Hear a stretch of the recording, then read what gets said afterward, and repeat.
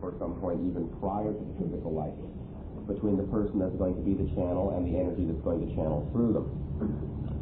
Your life contains whatever kinds of circumstances it needs to get you to remember that you made the agreement and to give you whatever skills you need to fulfill that agreement. So how everyone gets there, of course, is different depending upon the different kind of life that you may be living and what type of a person that you are. For me, the biggest turning point was about 14 years ago on 2 occasions within the span of the same week, with 4 friends with me the first time and 2 friends with me the second time. We actually had very close physical broad daylight sightings of Bashar's spacecraft, the one that Steve mentioned, over Los Angeles. First time about 150 feet away, second time about 60, 70 feet away. Now, what I didn't understand at the time, aside from being excited about seeing what everyone was calling a UFO, and what I've come to understand now is that that physical sighting of the spaceship was Bashar's way of sort of touching me in the subconscious memory to spur me on to start researching and learning about the things I needed to learn about to be able to ultimately fulfill the agreement that I had made prior to the physical life with him. After the sighting happened, I began doing more research into metaphysical studies, UFO phenomenology, and eventually came across the whole idea, along with many other ideas, of channeling. One day someone introduced me to several channels who were practicing at the time. And one of the entities coming through one of those channels offered to teach channeling in a specific class structure for whoever was interested, because several people were interested. Now, even then, I took him up on the offer, not thinking that this is something I was going to wind up doing. I just had read all the books I could find at the time on the subject, and I wanted to learn more about it, so I figured if I went into a class, I would see something contemporary in action. When I was in that class, under the guidance of the other entity, through the other medium, and when I was in a receptive state, because of that guidance, is when Bashar and his people made the telepathic connection with me. As soon as they made the telepathic connection, then the memory of having made the agreement came back. Who they were, who I was to them, why the ship sighting had occurred, dream conversations I had had with them that I had totally blocked out of my mind up to that point, all came flooding back in that one memory. And what came with it was their first real-time telepathic message, which was, okay, now that you remember you made the agreement, do you still want to fulfill the agreement? Because it was a choice, and it always is a choice. It's not something that's ever forced upon you. Obviously, I said yes, and that was just a little over 4 years ago now, and I've been doing it for the last 4 years. Now, Bashar presents himself as a member of an extraterrestrial community. There is a slight difference. It's not uncommon, but it seems to be a little bit rare. Most of the energy or entity or consciousnesses that are channeled through people seem to be, one way or another, disembodied consciousness. Now, this either means that you are channeling a portion of your own higher self, or that you are channeling someone who has been alive and is no longer alive, or you're channeling something that is from another dimension altogether and doesn't have a physical representation as we understand it, isn't life as we know it in that way. But there is also a category which, for lack of a better term, is generally labeled extraterrestrial, which, not all of which have to have bodies as we know it, but many of which do have physical forms of some sort. Bashar is of this type. They actually have a physicality. They can describe much about their civilization to you if you care to ask them anything about that. Some of the information, not a lot, but some of it is on the blue sheet as well. And the recap of what I have just said is on there as well. But he does present himself as a physicalized being from an extraterrestrial civilization that is not exactly like ours, but is similar in certain ways and dissimilar in other ways. The one thing that I like to stress, especially for new people, is that even though I have my own validations in the physical sightings and other circumstances that have happened in my life that help prove to me that Bashar is who he says he is, the one thing I like to stress is that there's absolutely nothing within these interactions whatsoever that insists in any way, shape, or form that you have to believe that Bashar is who I say he is. I cannot prove it to you anyway. So the whole point of the information is, the whole point of the interaction is not so much who they are, but what they're saying. The information itself is what's critical here. And if the information that comes through works for you, if you find something you can apply in your life, then by all means use it. If you find that it doesn't work for you, you'll get what you need somewhere else. But they are purposely, at least for a while, remaining in the background Because one of the things Bashar said is that he's noticed it's been one of the habits of our society to sort of lock onto the messenger and not listen to the message at all, and just sort of throw it out the window. So they are purposely staying in the background for a while until we feel equal enough to them to not raise them or elevate them above ourselves, above our own understandings, above our own ability to live our life. They're here to help us remember that we have the ability to create the lives we want and all the power to do that within us already. They're doing it out of love, they're doing it out of reflection, and also doing it in the sense, let's say for selfish reasons, in that having us join them as equals will expand their association, will give them more people to interact with, and will help them learn more about the way the universe works through us. So they're doing it for both of those reasons and perhaps for many others. But he comes through in that way, and just interact with him directly in a very informal way. Again, it's not important that you believe he is who he says he is, but that you get out of the interaction whatever it is you feel you need to get out of it. Now, the word itself, Bashar, is not literally his name. They do not have names in their society because, as far as they're concerned, they're pretty much telepathic right now in their evolution. They have a remnant language which they no longer really use. But he felt that because of the way our civilization is, that we needed a name to refer to him by. It was a little more convenient to call him something. And so he picked a word from one of our own earth languages.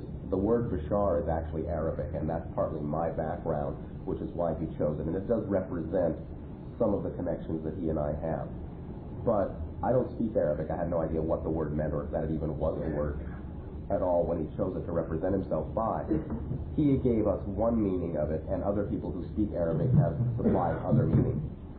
It has turned out that even though the word is not his name, literally, it does seem to refer to who he is and what he's doing, at least symbolically. On one level, the word means commander, which is something similar to what he is in his society. On other levels, the word means either simply the man or the being. It also, in a broader sense, means humanity. And perhaps the most appropriate meaning is, in Armenian, the word Bashar means messenger, which is basically what he's doing. So we use that to refer to him by as convenient. Now, when he comes through, he will say something that I guess he feels is indicative of the collective consciousness in any gathering, and it'll help set the foundation and unify, all of us together. And after he's through talking, then he's basically going to turn it over to you. And the way he will do that is by saying either, "How may I serve you?" or sharing. That's his way of saying the ball's in your court. Questions, answers, anything you want to talk about. Doesn't have to be a question. It can be a statement or discussion. And the way we're doing it here is simply, as you ask your question and you're finished, then take a seat and the next people move up and someone else can come in line right after at the end and keep it going that way. As was mentioned, make an attempt at least to focus or narrow the idea down to the single most important question or idea you want to talk about, mostly for the purpose of allowing as many people as possible a chance to get up here. Now, if it seems that people start running out of questions, which hasn't happened yet, but if that seems to happen, then by all means feel free to come up and ask another question if we have the time. But focusing on the single most important issue will not only allow more people an opportunity, it will help you really concentrate on what's really important to you, what you really want to talk about. It'll also help give you an opportunity to really pay attention to all the other questions everyone else asks, because many times someone else will ask another question that you wanted to ask and did not get a chance to. Or you will find that even though what they're asking may not be the question you wanted to ask, you will be able to apply the answer to their question in a way that will answer another question that you may have had. So everything that goes on, every question that's asked, is an important part of the sharing we have discovered. So it's good to pay attention to all of it. Now, as Steve said, Bashar does not feel that there's any such thing as a silly or a stupid question. If there's something you feel you really want to talk about it. Don't hold back because you're shy, or because you think you're going to be wasting everyone's time, or because you think it's a mundane question. There's no such thing. Out of some of the most ordinary questions have come interactions that have really helped every single person in very surprising ways. So don't hold back for that reason. Now, if there's something you really don't want to talk about in public, Bashar is not going to pull teeth from you. He's not going to pull it out of you. If you don't want to talk about it, he'll respect that. But all we're saying simply is, don't be shy for the reasons that you think you're going to be wasting everyone's time. The second thing is, sometimes he may speak about something in a way that you may not be familiar with. The words may come out in an unfamiliar way. Because what's happening here is he's not actually speaking our language at all. I'm in a telepathic link-up with him. My consciousness becomes softened. It becomes diffused. It allows his consciousness to impress itself on my pattern and create my consciousness to vibrate at his frequency. What you're getting is a model of his consciousness made out of my energy. I'm functioning literally like a translation device for his thought, literally like a telephone. So sometimes when the concepts come through, the words may come through in unusual ways, or the concept may be very new to you. If for some reason, whether you're asking the one asking the question or not, you don't understand what Bashar is saying, the second point is, please don't let it slide. This is your time, and he wants to know you're getting out of this all the understanding you want to get. So if he says something you don't get it, say, whoa, Bashar, I don't get that. Could you explain it another way? He'll do that. To him, everything is the first time, every time. Not a waste of time. He doesn't ever feel like he's backtracking. He wants to know that you're understanding what he's saying. So if you feel like you want to stop him, and get him to explain it again, and then he'll go on. Okay? That's just for you, but that's totally in your hands, under your control. So whatever you put out is basically what he's going to reflect back to you. On that note, how much more light you are about the interaction will also be how light he is back to you. Now, he likes to have fun. He's always having fun, whether he seems serious to you or not. I always experience him in the altered state as being very full of humor. Sometimes he will present what appears to be a somewhat stern face because he feels a sensing from the person asking the question that they need to see that kind of a response in order to take him seriously. He never takes himself seriously. So the humor is always there. If you look for it, you'll always find it, and you'll always see it reflected back, because he's really doing this out of love. Let's see. When I am going into the altered state, what I would just like to ask all of you, and when I'm coming out of it as well, either at the break, if we have a break, and at the end, is that there is nothing tiring nor depleting about this for me. I don't really hear the words, but I do feel the energy. I know there's an interaction going on, but it's like being lost in a daydream for me. When I come out of it, it's very energizing, but for a few moments, it's very disorienting. It's like waking up in the morning and I don't quite know where I am.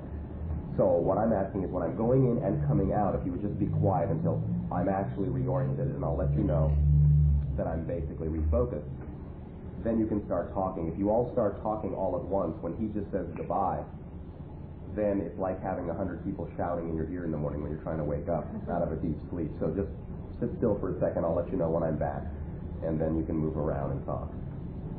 Am I forgetting anything? I think you got it.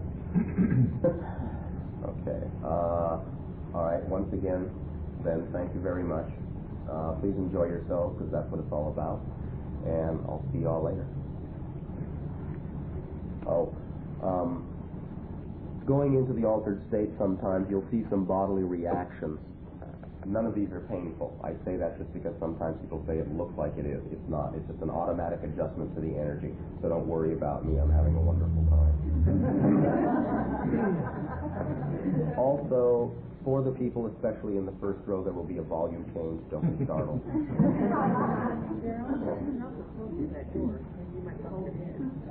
I never usually go backwards, as far as I know. And if I did, I probably wouldn't see what it till later. There was one time that happened in, I don't exactly, I think it was in Denver. Denver, I think, yeah. There was a chair, they gave me a chair with arms on it. And during the session, because of a movement Bashar made with my arm, my elbow cracked on the arm of the chair. Now, somebody all the way in the back of the auditorium said they heard that. I didn't feel a thing. When I came out and we later went to dinner, I put my arm on the table, and it was extremely sore. It was sore for like a week thereafter. But during the trance, I didn't feel a thing. So, but I'll move on.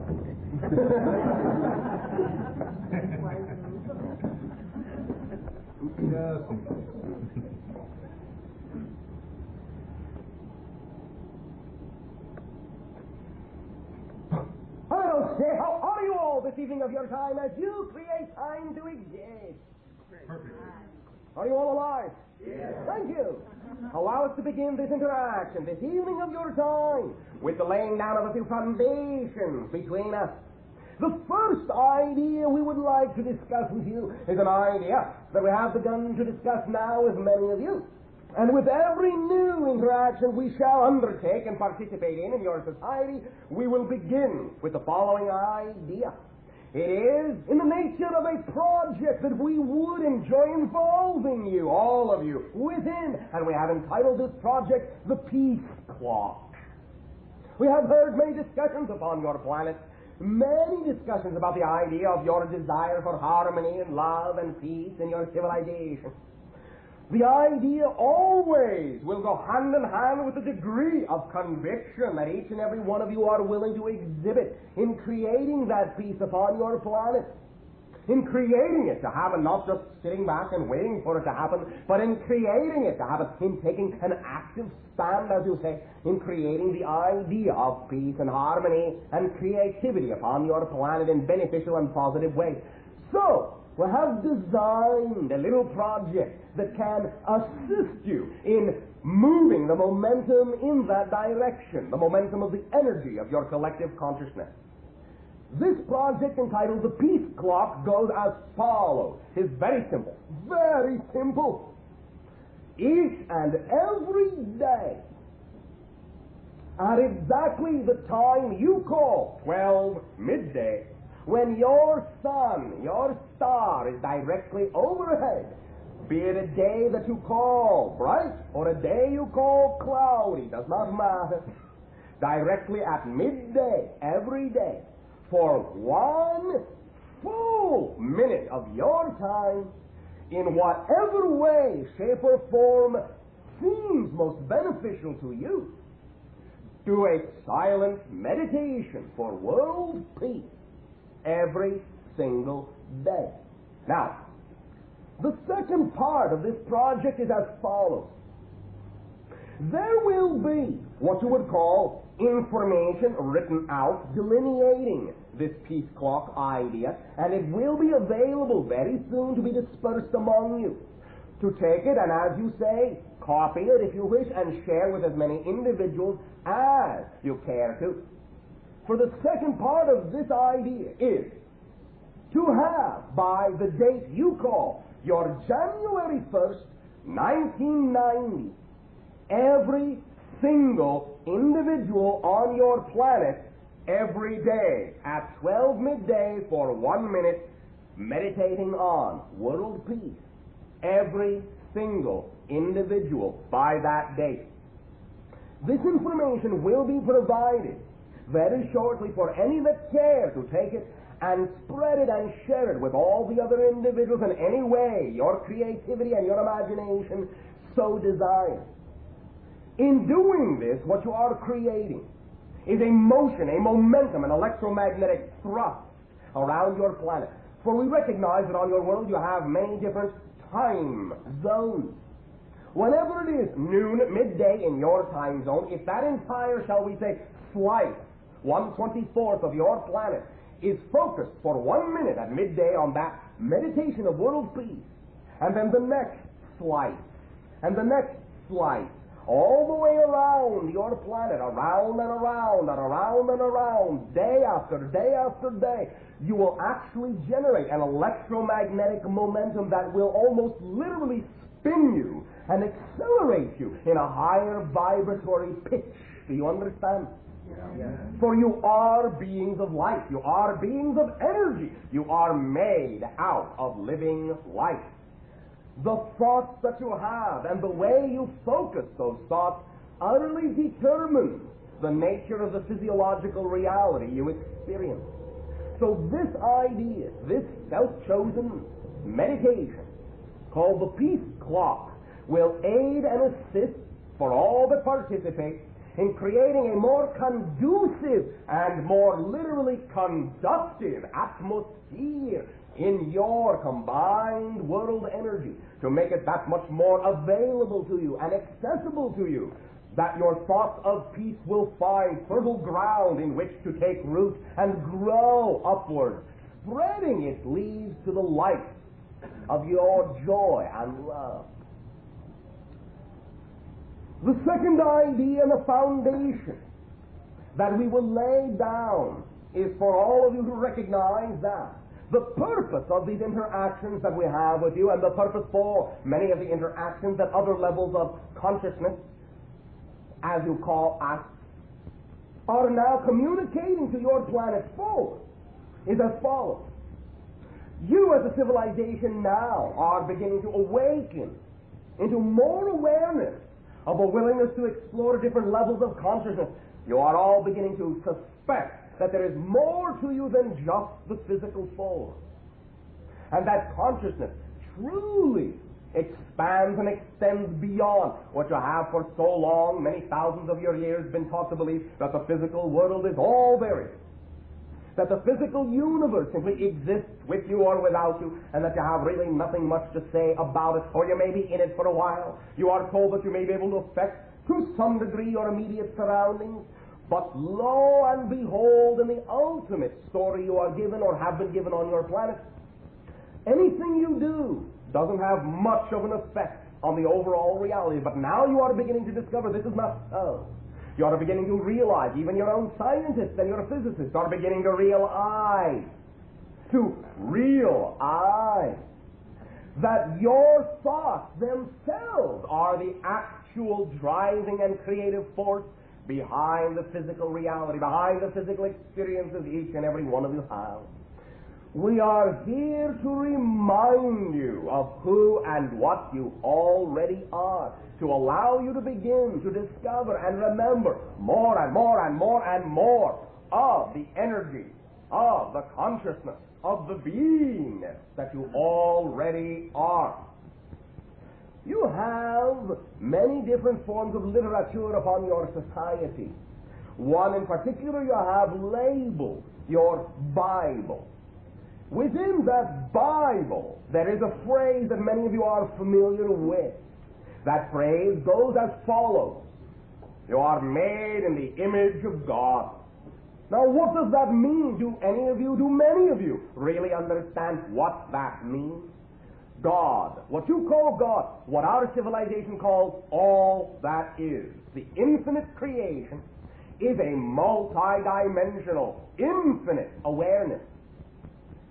If you are made as a reflection of that image, then you are multidimensional, infinite beings as well. The idea we are here to remind you of is that you are aspects of the infinite, facets of the multidimensional crystal of all that is, and that you can learn to shine like the facets that you are, to live with full conviction, to live with full joy, to serve and be of service and be served and share and love with the fullness of your being, to allow yourself to live as you were created to live, in ecstasy, because ecstasy is what you are made of. What you call love is the prime vibration, frequency of existence.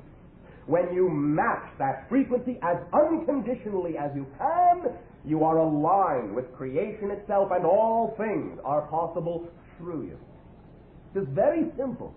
All the things we are discussing and will discuss with you this night of your time may sound to many of you, or may in the past have sounded to many of you, to be, nice philosophy. Oh, it's a nice way to think. Well, yes, it's a nice attitude to have. Oh, yes, I suppose it's a jolly way to be. But what does it really have to do with physical reality? It has everything to do with it. Everything. Because your thoughts actually create things, and your attitude determine which of your thoughts, positive or negative, create positive or negative things. So we are not simply discussing what you might call some airy philosophy. We are discussing physics, mechanics of the creation of your physical reality. This is done through your beliefs, your emotions, and your thought patterns. All the ideas we will be discussing this evening of your time will always funnel back down to that primary foundation, that you, each and every one of you, individually and collectively, are the creators of your physical experiential reality.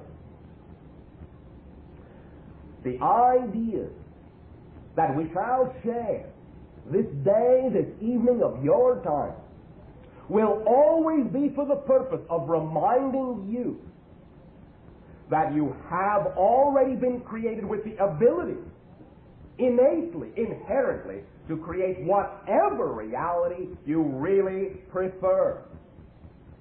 Honest. We know, and having discussed this idea many times with many of you, that some of these ideas seem too simple, too good to be true. But that's only because that's the way you have been taught to think. Realize the habitual rituals that many of you have fallen into after thousands and thousands of your years of limitation and negativity. When you are told a story in your world, that story contains pain and conflict and struggle and strife, you say, oh, very realistic story. When you are told a story where it says, oh, they live happily ever after, you say, oh, fairy tale. There is absolutely nothing within the creation of the universe that insists that the story that contains the conflict is any more real than the one that does not. It is your choice out of your habits to believe that pain is more real than joy. Now you are awakening to the fact that you have for thousands of years lived many lives where you have explored the idea of limitation and suffering and struggling and pain. You have lived almost all the different kinds of circumstances of limitation that can be lived in any one particular society. You have played all the ideas out almost to the end of the cycle. That's why you're beginning to wake up now into more remembrance that you do not have to change and grow and learn through struggle and strife and pain. You can change and grow and learn through joy and ecstasy and fascination and curiosity like a child. All of you are born on your planet with the total facility for living your life in absolute joy. But because of the way I've created your society to be, that is often, shall we say, drummed out of many of you by the time you are 3 years of age. Yes, that young. And you begin to buy into the belief system that your society says are the belief systems you must buy into in order to survive in this world, kid. But now that you are growing up in many more ways than just physically, you are now beginning to realize and awaken into the understanding that it does not have to be that way. Or it can be, but it does not have to be that way. That you deserve happiness just because you say so, just because you can conceive of the idea is sufficient in the eyes of creation. You do not have to prove anything. You do not have to deserve happiness. You do not have to earn a living in the negative sense of the word. You already deserve life because you have been given life, because you exist. Your existence is your signal from infinite creation that you deserve anything you conceive of that you believe you can deserve. Your awareness of that idea in and of itself is sufficient to bring it to you. Creation holds nothing back from you, and it never, ever has. Never. In every circumstance in your life, each and every one of you has always been supported 100% by the universe. But, you see, you have been created with free will. And if you choose to buy into negative beliefs, if you choose to buy into the idea that you can only do just so much and it is beyond your capability to do more, the universe supports you exactly that far and no farther, because the universe never gives you more than you say you are ready to handle. How many of you believe you're really ready to handle absolute, infinite, unending ecstasy? A great many of you, because of your training, fear ecstasy quite a bit. Quite a bit. Or you at least contain, shall we say, belief systems that are self-regulating, in the sense of when you finally do create something that in your terms seems to be going the right way, you say, well, this is jolly, how long can this last? Yeah. You always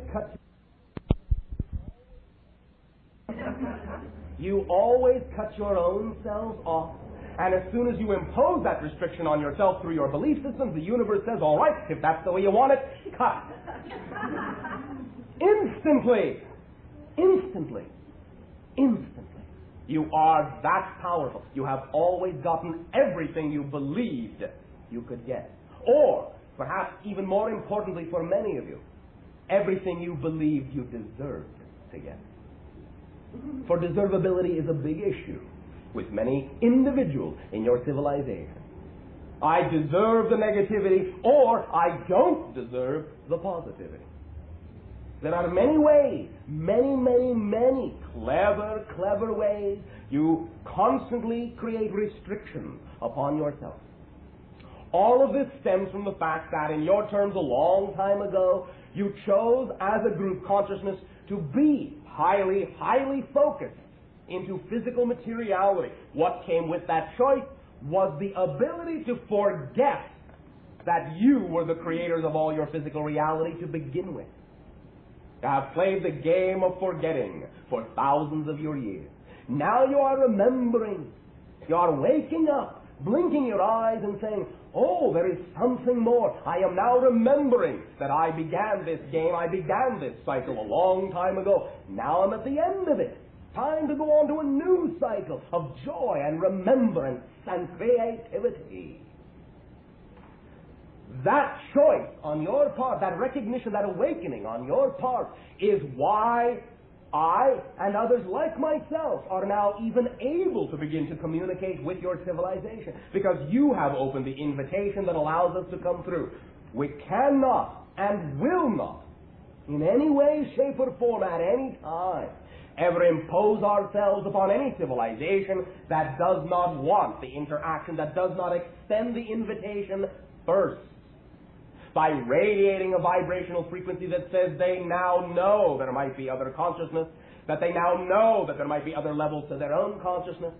That is an invitation that we accept, but only to the point of acting as a mirror for reflecting back to you what you already know. We are not here to live your lives for you. We are not here to run things. We have our own lives. We are very busy. Thank you very much. We have no time to take the responsibility for living your lives as well. But we do love you, and we do desire to share with you as equals. We do desire that your world and our worlds shall soon one day walk, as you say, hand in hand in the exploration of all that is, as we already do with many other civilizations. You are not so very far away, not so very far away. It is our perception within what you call the next 30 to 50 of your years at the outside that the changes that are taking place upon your planet will make it conducive for your world to be fully involved on equal levels with our civilization. That is all the time it will take. Once you begin exploring the idea of integration rather than the segregation and separation you have been exploring for thousands of years, once you begin to explore integration, it doesn't take that much time, by the definition of integration, to be able to get to very accelerated places very quickly. In exploring limitation, in exploring segregation and separation, that carries with it inherently a definition of more space, more time, more pieces, more definitions, more things to analyze, breaking it down into components. That's what makes it take time to live many lives. When you begin to integrate and consolidate and unify, everything is within you. You live in the moment spontaneously, and you create literally less time. So things are accelerated. Things happen more quickly. The whole world ignites in an ecstatic explosion of ecstasy and coincidence and synchronicity, everything tying into everything else, being interconnected and interrelated, always in the right place at the right time, interacting with exactly the individuals you need to interact with. No accidents. There are no accidents. Never have been, aren't now, and never will be. Coincidence is simply that. Coincidence. Your ability to open up your inner sight and see the interconnectedness of all things. The reason everything is interconnected is because everything is the same one thing, manifesting in all the multidimensional simultaneous ways that it can, because that's the nature of the creation. To manifest itself in all the ways it can and reveal itself to itself in all the ways it can. All of you, all of us, together, all the beings within creation, are all the different ways that the infinite Creator has of looking at itself, of creating itself to be within the creation that it is. So in these interactions, we will be discovering the aspect you have chosen to be of the infinite creation and how you can perhaps more easily, more fluidly, and more consciously express with conviction and trust the aspect of infinite creation you have chosen to be and to get the physical results, as you say, pragmatically, in your lives. We will extend to you at this time our deepest appreciation in allowing us to experience the gift of your consciousness. We thank you for choosing to function as representatives and ambassadors of your world, for that is what each and every one of you are right now, for there are many on this side listening in. We thank you for allowing me to function as an ambassador for all that are listening in on this side. Bit by bit and day by day, through these interactions, we shall become closer and closer to the time. In not too many of your years hence, perhaps within what you call the next decade or two, where we may interact with you blatantly, face to face, in many ways. In return for your gift of sharing and the co-creation of this interaction now, I ask you, how may I serve you? Hi, Bashar. And to you, good day. Nice to be with you again. Always we enjoy interactions with all of you. Proceed. I have a question that comes in two parts. One, I'd like a kind of a general background, and then I have something that's specific to this life. All right. When you were giving your opening introduction remarks, you were talking about thousands of years of negativity, and then you speak about like 2 decades or 30 years in the future, but yet all time is simultaneous. So how does that... We are using your terminology so you understand us clearly. Yes, we know that all lives and all realities and all dimensions exist right now. But that, to some degree, in our conversations with you would be confusing. So we use your colloquial vernacular of talking in time sequences because all of you are still very adhered to the clock. And when we say 20 years from now, you understand what we mean. To say it's all going on right now is all very well and good, but that does not tell you how it fits into the time track you have created. Understand? You will still be physiological beings for quite some time, and you will still fall under the auspices of a time track to some degree, even though you may now be loosening up that time track and realizing that all things actually happen at once. You will still, as long as you are physical to some degree, be subject to the idea, the notion, to some degree, of relative outplay of time. So we simply speak in the colloquial terminology so you will understand this most clearly. In terms of how what we are talking about fits in to your understanding of time. Does this make sense? Kind of. Kind of. There is nothing mysterious about it. The idea simply is that in your dimension, you label things in linear time. Right. So we use your conventional terminology so as not to be too confusing. Okay, but how does thousands of years of negativity translate to all time simultaneously? I mean, it's... All right. Once again, do you remember what we have called the film analogy? The idea, what you call your film upon your planet, If you take a strip of your film, it has many different frames, yes? Yes. The idea is that each and every one of those frames can be a different moment in time, a different year, a different life, a different century. It doesn't matter what you label it. Sufficient to say that each frame represents a calculated bit of time, and one frame follows another. You see them all laid out in succession. You say, this is the beginning. You arbitrarily say, this is the middle. And you arbitrarily say, that's the end, right there. This is a cycle. Let's say, for the sake of this discussion, that film strip represents the thousands of years of negativity. All right?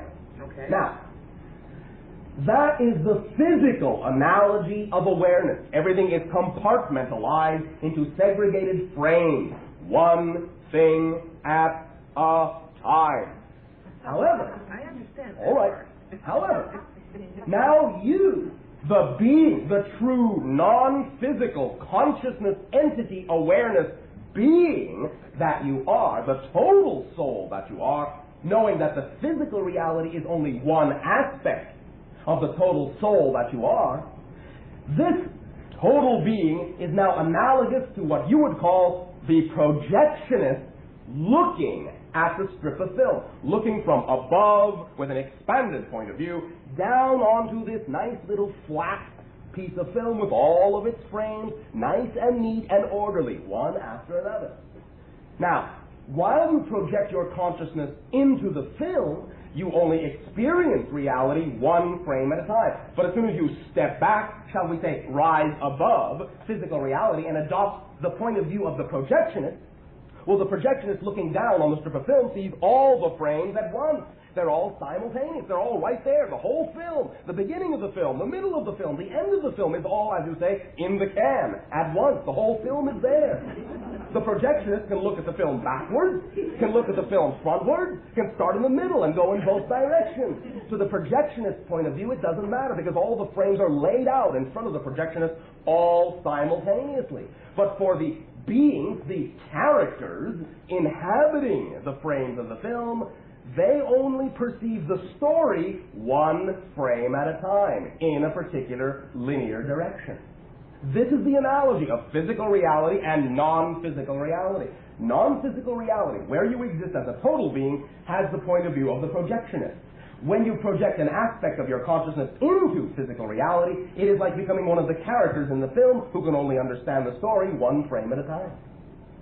Understand? Okay. So, the projectionist knows that not only all these frames are going on at the same time, but there are also many other cans of film on the rack, many other lines, many other dimensions. Everything is there all at once. And you can review at your leisure any one in any order you wish to. It is totally out of sequence. You don't have to see anything in any kind of sequence at all. But as long as you are in the film, to make sense in that particular format, you must run it in a particular way. Does this make some sense? Yeah. Therefore, we know that everything is simultaneous. All the lives are there all at once. But in terms of applying what we are talking about in terms of events with you, we apply the terminology to the film strip itself because you are living in the strip of film as the consciousness that is now talking to us in this way. We are responding to the character in the film. Okay. Understand? Okay. Does this make sense? Yes. All right. Has that laid the foundation for your specific question? Yes. All right. In 1961, when I graduated from college, a group of us had the same job there. There were about 750 of us that had the job, but around 15 of us or so have still kept in contact. All right. We have a reunion every year and keep in contact throughout the year. I sense that I have known these people or that we've known each other or know each other on a different plane somehow. Could you give me some information or details on that? Well, there are many ways to understand this idea. First of all, it is a general given, not always, but generally, that any individuals you are very close to emotionally in any way, shape, or form in one life, you have in all probable reality had many other lives with, to begin with. That has laid a foundation of familiarity and camaraderie, as you say, between you. Secondly, not only are you active in physical reality, but many of you, not all of you, but many of you are active in non-physical reality, in what you call dream states. You're all, let's say, of a particular club that likes to do similar things in non-physical reality. And therefore you are participating at similar jobs in your dream state as well as in your physical state. And that creates even more familiarity with you into the physical state as well. And carry on with the momentum that is generated in the non-physical state. Understand? Mm-hmm. Does this assist you? Yeah. Can you give me any specific details on where we've been together before? First, we will ask you, is there any areas that you are more attracted to than any other? No. You mean on this planet? Yes. Time, as you say. History, as you say. Are there any other lifetimes, any other epochs or eras in your history that you are more attracted to than any other? The attraction and the curiosity that any of you feel for any particular era or epoch in your history is usually an indication that you have had very strong lives in that time track, or you would not be so attracted to it. No, it's nothing that I know of history. It feels much more futuristic than it does. Oh.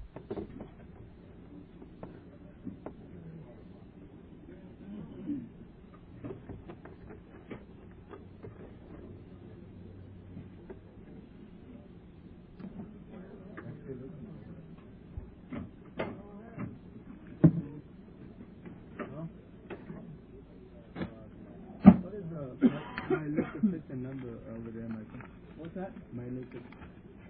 It's on the board. Is that right? Mm-hmm. Yeah, it's like 5296 or something like that. Isn't that what it is? I can tell you here in 2 seconds. All right. It's 2693. 2693. Boy, was I off. Mm-hmm. Unless they've changed it.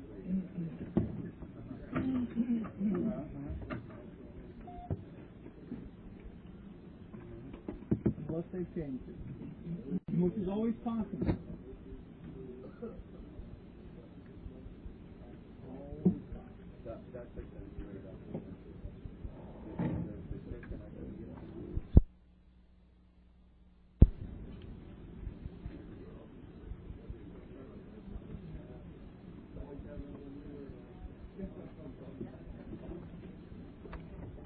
That I know of history, it feels much more futuristic than it does. Oh, all right.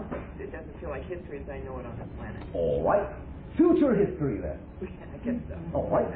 With your imagination, do you have what you would call a scenario of how you might be working together in your future that excites you? It doesn't particularly excite me. It's just something that I kind of have a sense for or feeling of. I don't know what it is, though. Are there no pictures you can give to Well, us? there's like silver, and there's Yes? forms that aren't quite like these forms, but yet they have arms and legs, and Yes? and there's a great deal of harmony. Stop. Thank you. Sufficient. What you are doing basically is tapping into other dimensional realms that are functioning to some degree as guides for many of you. You are recognizing your portion of consciousness that is connected into them, and you are recognizing that portion of your consciousness reflected back to you through them. They are on another dimensional plane. They are associated with all of you in certain ways and are representative to some degree of being, shall we say, the overseers of some of the ideas that you and your group chose to act out in your physical reality at this time. Okay. So in a sense, what you are tapping into is, now, I understand this can once again be somewhat confusing in terms of linear time, but let me put it this way. You are tapping into what appears to be a future recognition in another dimensional plane, in a sense what could be colloquially called an origin point for all of you. However, in understanding that that can be regarded as an origin point, then what you are looking at is this. Let's say you have an existence there, and you decide while you are there that some assistance can be given to a particular world, Earth, going through a particular transformation in what would amount to be your past. So you decide from that point there, as a group, to project yourselves into the past and create a series of lives that would be of assistance in helping the transformations on your planet and eventually would lead back to that future time where you would once again meet yourself. In a sense, understand? Completing the loop. So in that sense, what you are doing is heading home, so to speak. And you are seeing the references of the individuals that are there that represent your guide. As you are immersed in the physical reality you have chosen to assist, they continue on the non-physical level to remind you who you are, what you're all about, what choices you have made, so that you will remain relatively focused on the path you originally chose. Simply because immersing yourself to this degree in this type of physical reality can make it seem as if it is easy to divert from your original intention. So they function as a beacon to some degree to keep you squarely on that track. You understand? Yes. Does this assist you? Yes. Well, thank you very much. Thank you. Sitting. Hello, Bashar. And to you, good day. I have a personal question here. Oh, all right. Okay, August 1st and 2nd, I attended a channeling intensive workshop. One moment. Can you all hear this individual sufficiently? No. Speak up so that all may share. Also for the taking Okay. too.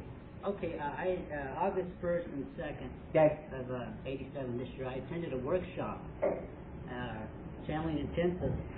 And 2 days after the workshop, I was perceiving beings of light. Yes. And I'd like to know if you can help me, give me some information on exactly what was going on, what was... Well, understand that any time you accelerate yourself, you increase your sensitivity to the electromagnetic energy around you. Because different beings on different levels are simply energy like you are, but more highly accelerated. When you increase your sensitivity, then you can more easily perceive those other beings. They become more solid to you. Because in a sense you are matching their frequency. You are existing more equally with them on the same type of energy level. So when you begin to match their frequency by having accelerated yourself through the processes you went through, then your senses are now able to receive their imagery. You are able to see more things that you could not see before. What was invisible to you before now becomes more visible because you are more highly sensitized to higher vibrations of light. You understand? I understand. Does that answer the question sufficiently? They were more or less what you would call guides. Okay. Was one of them a guide that I became aware of, that one by the name of Horace? Yes, to some degree. Okay. One aspect of vast consciousness. Not the total aspect, but one aspect. Right. Okay, when I'm...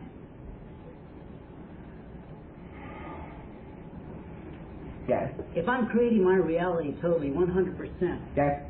period, Yes. that means I'm creating what this person is communicating to me. Basically, you are creating, shall we say, if this will clarify the issue, your version of what is being communicated from that other consciousness.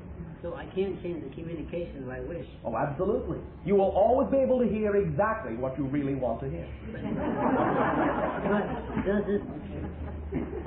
It just seems to me that this individual is an illusion and it's not there. Is there a being there? There is a being, Or are we all... there is a consciousness, and yet at the same time, everything you create is your projection, is your creation, is your version of anything else. Understand this. We recognize that there is, in your terms, confusion on this point in your society. But the only reason there is a lot of confusion is because your society has been taught that something must be either this or that, one or the other. It's both. It's this and that. It is that you are creating it utterly, totally, completely fabricating every iota, and that there is another being communicating with you. It is both. Because there is always both polarities expressed in physical reality. It's always both. I understand. So if this illusion that I'm creating Is real. is real, it has impact on me. Absolutely. Okay, let's say if it's sick, there's something wrong with it, I want to change it. Can I? Yes. Thank you. Why not? Thank you. Okay. Now, remember this, just as an addendum. You cannot change anyone else's reality, but you can always change the way you create their reality in your reality. Understand? No. All right. Let us back up for a moment. Now, you cannot force a change in someone else's reality against their choices. You can attract individuals into your reality who may, by allowing themselves to be attracted into your reality, match your desires closely with their desires and co-create a similar change. But the idea is that while there may be levels in which you can temporarily cause a suspension of certain ideas or a change of certain ideas in their reality, if they really do not want that reality to maintain, they always have the power to turn their reality back into anything else they want it to be. However, because you are also creating your own reality utterly, you can always, in your reality, perceive them the way you desire to perceive them, regardless of the way they choose to perceive themselves. So if this person's sick, Yes? and they're sitting there dying, I can perceive them as being well and walking around and doing... By perceiving them that way. Now, you do not have to ignore what they are choosing to go through. Right. We are not saying that you, quote-unquote, override what they are obviously radiating as a message in terms of the state they have chosen to be in. But if you see them as strong, if you see them as well, if you see them the way you prefer to see them, then what you're doing is sending them a message that they have an opportunity to match the frequency you are sending, and if they want to be well, they can accept that frequency and transform themselves. Remember, no healer directly heals anyone else. You send a frequency, you send an idea, you send a suggestion, you send a conducive atmosphere that shows them how they can change if they choose to. If they accept the idea of the frequency you are sending them, then they can match that frequency, the perception you have of them as well and strong. And they can then, in matching that frequency, become well and strong. But they can also refuse to match that frequency. It's up to them as well in the co-creation. Do remember this. There is also, to begin with, a reason on your part why you would also attract someone in your reality that is sending you signals of that nature. I understand. Okay. So you can, in that sense, recognize that it always serves in both directions. Perhaps, if you are willing to be a reflective person and allow them to know that you believe in their strength and that they can transform any negativity into a positivity, then you are giving them an opportunity to decide to change their reality, but only if they want to. You can take it to the point, where you, regardless of what they choose, can only see them as being well. But if you also know, on what you may call a sub or unconscious level, that what you're doing is simply totally unlocking from their reality and creating only the version of them you really want to see, regardless of what they're choosing, then you are not actually, quote-unquote, interacting with them anymore. That was beautiful. Understand? I understand. So, because you are, quote-unquote, all in this together, generally speaking, you will respond to what the other person has also chosen to create, more or less, and find what you would call a, quote-unquote, balance or a compromise between the two ideas to some degree. Understand? I understand. Does it help? Definitely. Well, thank you very much. Thank you. Sammy! Hi, Bashar. I'm excited to be here with you. Oh, we are always excited. Good day to you. Thanks. What you were discussing with the other individual leads into what I wanted to discuss. Oh, all right. Regarding my daughter, who's All sick right. with an eye problem. All right. An eye An situation. eye situation. Okay. I've been, I believe in the concept that I can heal my body or other people's bodies if I want to, and what you were explaining with this person about them co-creating the reality of her having an eye problem. I've had having difficulty of like manifesting it just being well. If she's co-creating, But it's not your eye, is it? No, it's not my All eye. right. But I would like it to get better rather than. Well, all right. But then the way you go about it is to first of all recognize that that individual chose that creation. Step number one, yes? Remember that. You cannot change it if you don't own it. So you have to own it first.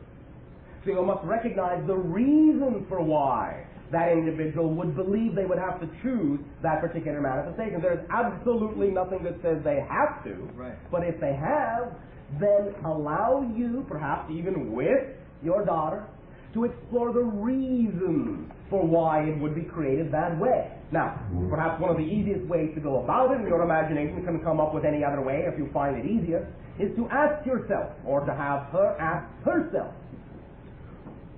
what am I learning about myself by having created this situation in the way I created it? When an individual can glean the meaning they have given to a circumstance, and when they can allow that meaning to be delivered in another way, and the lesson to be learned in another way, then they do not necessarily have to use a negative carrier to get their attention. Understand? In physiological terms, what is the age range of your daughter? A little over 6 years. All right. Then this is sufficient for the child to begin to be self-aware about the idea of creating her own reality. You can assist now by allowing the child to get in touch with what does this idea symbolize.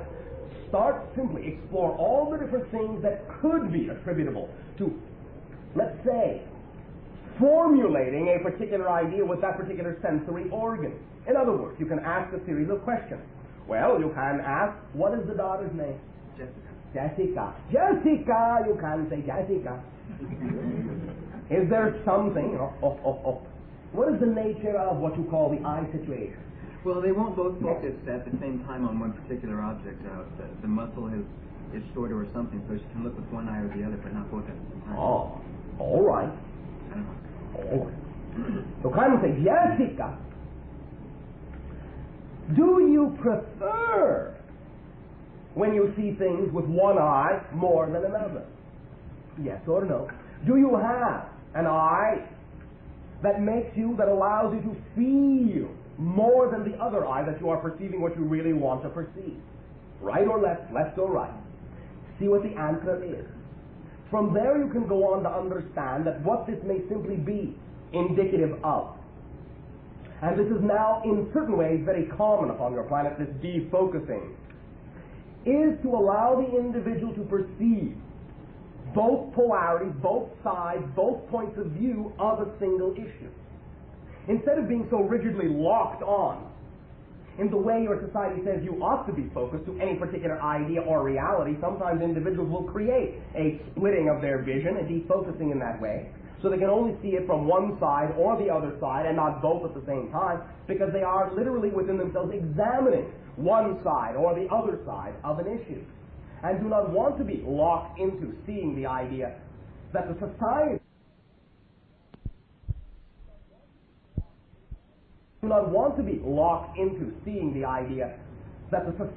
says they should see as the blended idea. They want a new perspective, a fresh perspective from two completely different directions, so they can in time learn to refocus in a way that is more representative of the new idea they choose to see, they choose to blend the idea into. Not the old idea the society says they ought to see, that they should see, that they must see. Understand? Yes. Realize that a lot of momentum in terms of what especially many young children do early in their lives and what they create early in their lives, many of that ideas of momentum are to some degree carryovers from things that they were learning about in other lives as well. And they bring that momentum through in this life, and they create and generate in this physical reality whatever they need as a tool, as a device, as a methodology, to allow them to really begin to explore the thing they chose to explore in the new life. It is not something that has to be permanent, and there are many ways in your terminology to alleviate it. But the only fundamental way any of these ideas will be alleviated is to allow the situation to serve the purpose for which it was designed, which in the first analysis means it is up to you to begin to trust that what's going on is going on for a positive reason, not a negative one. Understand? Yes. Now, as soon as you begin to approach it knowing, whether you analytically understand what that reason is or not, but knowing in your heart that there must be a positive reason for this manifestation, as soon as you approach it that way, you will allow yourself to have more capability of having more insight as to what the idea is for. You will begin to look at it from different points of view. You will begin to assign different meanings to that particular situation. Your imagination will spark you with inspiration as to what it could mean, what it could represent in your daughter. Understand? Yes. So then, in consciously sharing with her and accelerating her awareness, possibly, it would be possible for her to, at any time, heal herself. Oh, absolutely. Rather than, it certainly wouldn't alleviate what she's trying to learn then in this way. Oh, it can. Now, But any that would physiological act can be, I'm not saying it is, not always, but a physiological act can be one of the ways you could attract into your life to, in your turn, quote unquote, change the situation. It is one of the ways you can change physical reality. You don't have to do it that way. However, what we are simply saying is that more often than not, when a particular situation has served its purpose, it will no longer hang around, because nothing that no longer has a reason to hang around ever hangs around. As soon as you have used the tool for the reason you designed the tool, as soon as its purpose is through, it cannot hang around 1 second longer. That's why we always suggest to each and every one of you that as soon as you are willing to own the situation, that is when you can change it most quickly. Because when you're willing to own it and dive into why you would have created it, then you're willing to get out of it the information you need more quickly. As soon as you get the information out of it more quickly, it no longer serves a purpose and it can change into something else. That's much quicker. Great. So dive into it, explore it with curiosity and fascination, and allow yourself also to remember that you have chosen each other to attract each other into your life, and therefore you can learn whatever it is you need to learn about yourself by her having chosen that particular situation as well. There's always a reflection for you in that, as well as a reflection for her. Understand? Yes. And your reactions to her situation are also a reflection for her. Understand? Not that part. Simply that it is always, as you say, a two-way street. You are always both learning from each other. A situation is created, everyone sees how everyone reacts, and everyone learns more about themselves and each other, and how to serve each other best. So she learns about my concern for her? Yes, but she also learns about your attitudes and your belief systems and how you choose to handle the situation. Understand? Let me give you an example. This was related to the channel by someone on your own planet. Now you have what you may call a discipline or a methodology that is called on your planet Christian Science. Are you somewhat familiar with the idea? Sure. Now, we are not in this discussion in any way, shape, or form condoning one particular method over any other. They are all valid in that way as you discover yourself. However, this simply relates specifically to this particular scenario. This individual, in your terminology, was, quote-unquote, brought up to be what you call Christian Scientist. And specifically within that particular methodology was the idea that you heal yourself, you do not avail yourself of what you call the medical arts. You understand? Mm-hmm. Now, this belief system, this true, quote-unquote, faith and knowledge was instilled upon the female child by the mother. You have the power to heal yourself. No big deal. Very easy, very exciting. The child felt the energy, felt the conviction that was delivered by the mother, and therefore when the child injured herself, would simply say, all right, oh boy, I'm going to heal it. No problem. I have that power, and in many cases did so. Then, on one particular day, the child injured itself, perhaps what you might call a little more severely than usual, came to the mother boldly, with excitement. Mother, look, in a sense, another opportunity to heal myself. Teach me how, mother, teach me how. Show me that this is the same as everything else, that I do not have to call it out as anything different. And the mother responded that way, yes, no problem, do not worry, it is the same idea. You will be able to heal it. Then, when the mother did not know that the child was looking, the mother let through a doubt. Just a look, it wasn't even a word. But the child glanced and saw that the mother truly doubted that due to the severity of the injury that the child really would be able to heal. And from that look alone, from that day forward, the child was never able to heal herself. Not without the assistance of the medical arts. You understand? A single look of doubt completely rearranged the child's belief system and capability. So, what your child sees from you, your conviction that this serves a positive purpose, your unflagging faith in her strength, in her creativity, and in your co-creation, seeing that reflection from you is also what the child is looking for. Understand? Yes. Well, thank you very much. Thank you. Share my love with everyone there. Already done. Share it.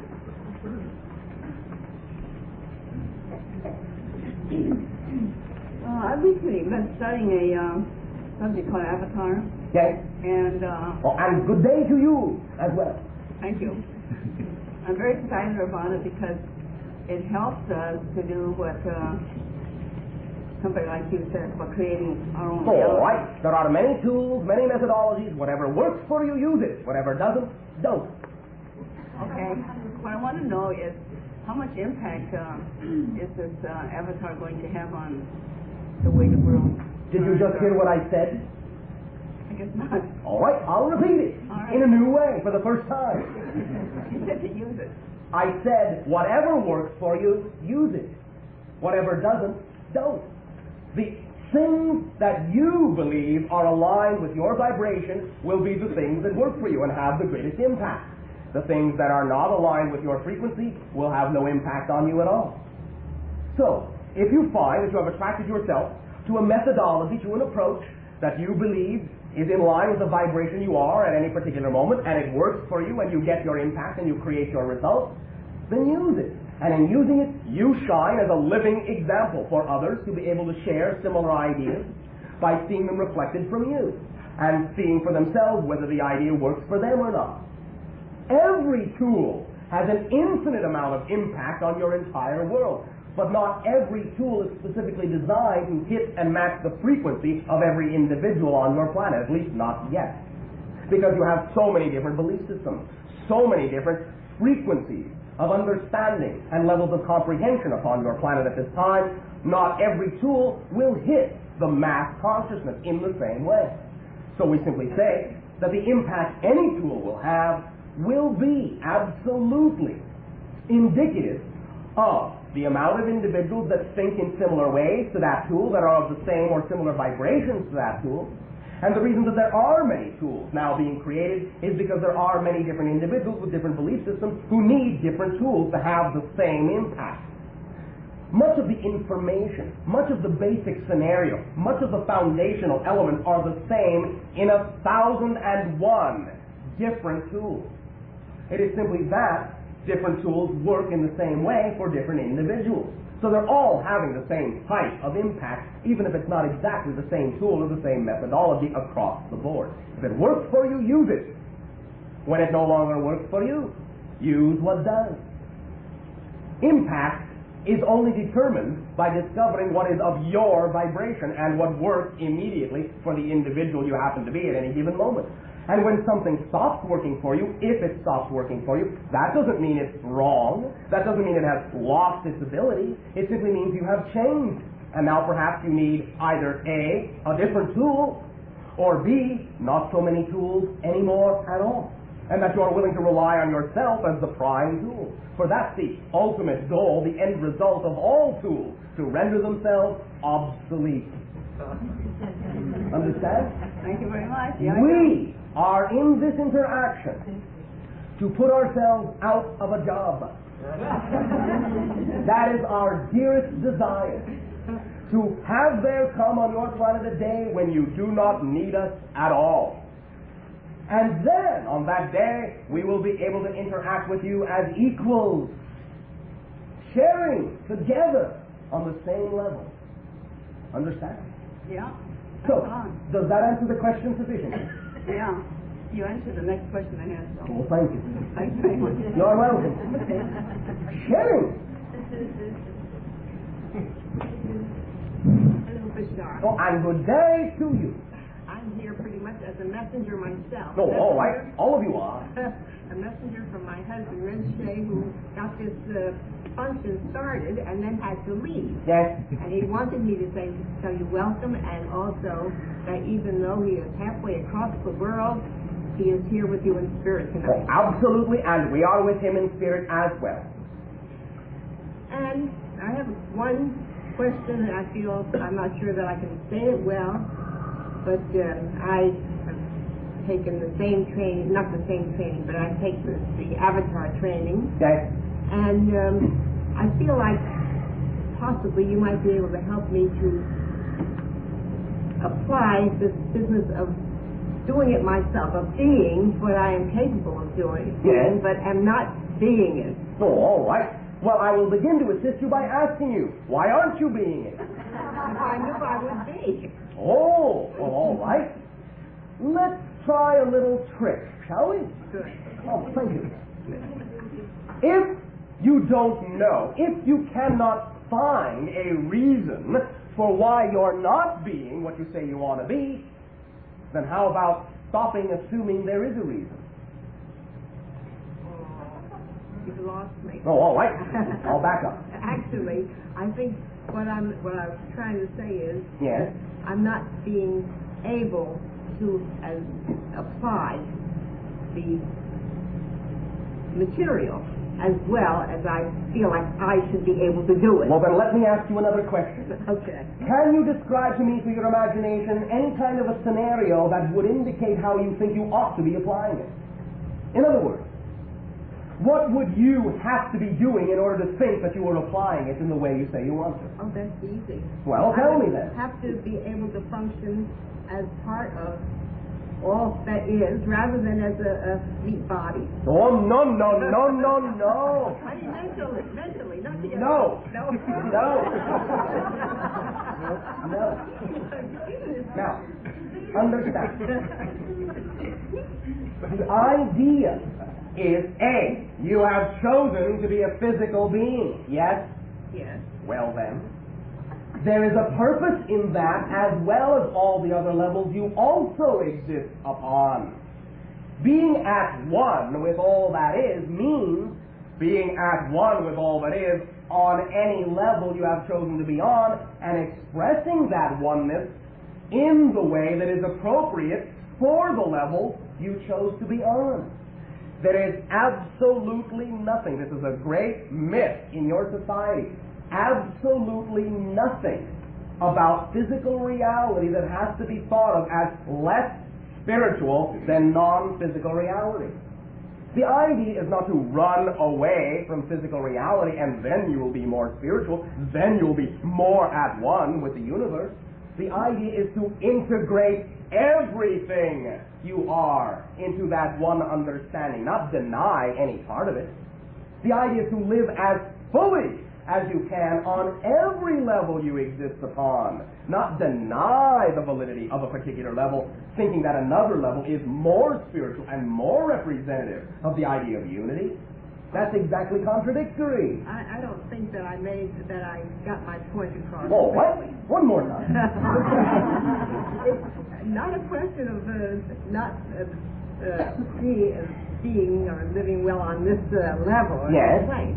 But it's simply that, as the young man who was sitting here before was talking about helping his daughter to correct her vision, I feel like I should be able to handle this body Yes. well. Yes. And with my training, I should be able to do it very well. Yes. And I find that I have areas that I'm not that capable in. Such as? Not being able to do it. Do what? Do you have some specific idea? Handle physical problems that I've had. Give me an example. Okay, I have a problem with the back of my head and neck. Back of your head and neck. Yeah. What kind of an experience have you had, or are you having it now? It's an old injury. An old injury. All right. Are you having that difficulty now? To some degree. To some degree. Yes. Describe it. Well, Describe the difficulty. Pain, tension. Pain and tension. Tension and pain. All right. Do you know what pain is? Excuse me, I've heard that on one of the Yes. tapes, but I don't remember. All right. I'll remind you. It is resistance to your natural self. Right. It's not being relaxed. No, in a sense. It is also not going with the flow. Now, May I ask you another question that you may have heard on some of the other tapes? Certainly. All right. Are you doing in your life the thing that excites you the most? I've had it on hold. I've been too busy.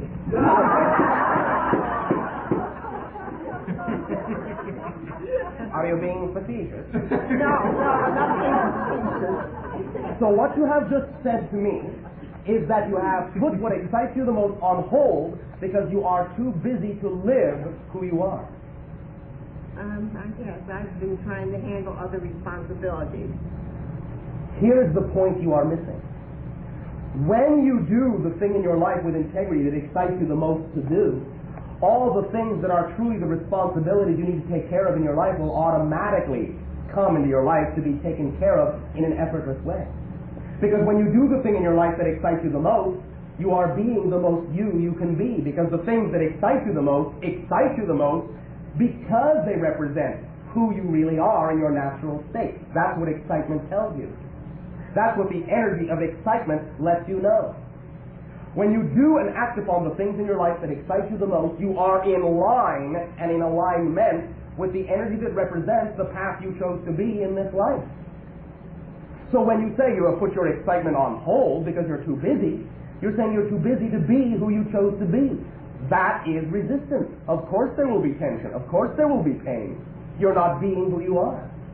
You're resisting yourself by putting your excitement on hold, thinking that there are more important things than the living of the life you chose to live.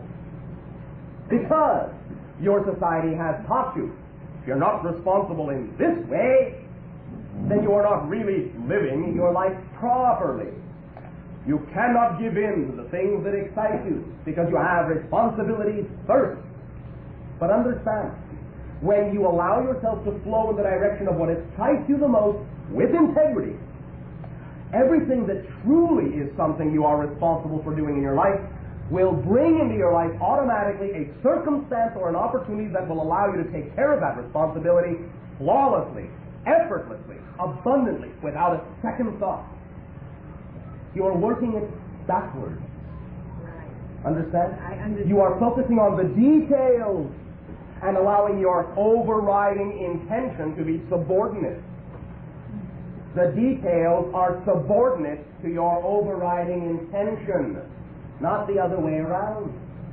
When you allow yourself to fulfill the overriding intention, the overriding representation of who and what you really know you are, by knowing what excites you the most and acting on that, all the details fall into place automatically. They all take care of themselves, or they bring to your life an opportunity that allows you to take care of the detail in a very effortless way. Life works flawlessly when you let it. And the way you can allow it to do so is by doing the thing that excites you the most. You see, a lot of you in your lives, you say, "Oh, creation, give me a sign. What is my mission? What is my purpose in life? Why am I here?" You get a tap on the shoulder. "Hey, look over here. Here's something very exciting." "Don't bother me. I'm looking for my purpose in life." "Hey, over here. Here's something that'll be a lot of fun." "Not now. I'm busy trying to be responsible, looking for the purpose in my life."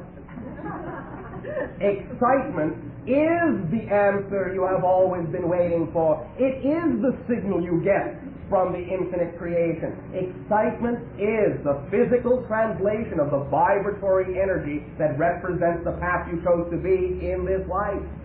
That's why something does excite you more than something else might, because it's who you are. It's what you can do most effortlessly. And I understand.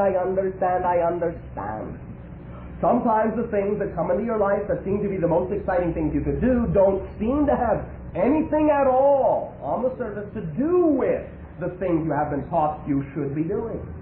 But if it comes with the excitement, if it is the most exciting thing that does come into your life, if you act on it with trust and faith and integrity and conviction, everything you really need to take care of will automatically be taken care of. Whether it seems connected or not is not the key. You cannot tell by the way it looks on the surface. You tell by the feeling of excitement it brings. Understand? Yes, I do. Thank you very much, Bashar. Well, thank you. When you give into that flow, all tension ceases. Yes. All of it. You recreate yourself literally anew in the moment. You become a completely new person. And that means that as a completely new person, you have changed your future and your past. So you don't have any more old injuries. Because you don't have the same history anymore. Literally. It depends on how you define yourself in the present. Now, one other thing to lay a foundation. Many of you, in asking about the idea, well, what is my purpose? What is my mission in life? And then you discover a particular thing. Understand, technically speaking, that particular thing that you may be doing, the particular thing you may be acting out in your life, is not literally the purpose or the mission of your life. It is the way you have chosen to express the purpose or the mission of your life. The purpose or the mission of all of your lives is the same. To live that life to the fullest you can. Because you, even though you are reincarnational beings, you have never been this you before. You will never be this you again. The you are now only has one life to live. So the purpose of that life is to live it to the fullest. The way you do that is by doing, at any given moment, the thing that feels most correct to you, the thing that excites you the most, in that sense, the thing that really gives you the most peace. The way you go about it, the specific methodology, the way you go about it in your physical life, that's your method for expressing the purpose, and that can vary from moment to moment to moment. That's up to you. How you want to express it is up to you. Sometimes certain methodologies may seem to be more harmoniously aligned with allowing you to express the purpose of your life, the full living of your life, the full service that you can be to others. But however you decide is the most exciting way, is the most centering and balancing way, do it. It will always lead you to exactly what you need on every single level to allow you to continue to be the person you really want to be. Understand? Yes, I do. Does this assist you? Yes, it does. Thank you Well, very thank much. you very much. Terry! And to you, good day. Speak up so that all may share. Okay. I'm doing what in my life what I feel excites me the most. Oh, all right. Thank you very much. It also terrifies me the most. Sometimes it will for many of you. But that only implies a lack of trust. Aha. Yeah. Aha. I'm a singer and I do theater and I teach. Oh, all right. I teach voice. How exciting. And I encounter a lot of fear. All right. What do you learn by encountering that fear? What do you learn about yourself? God. God, all right.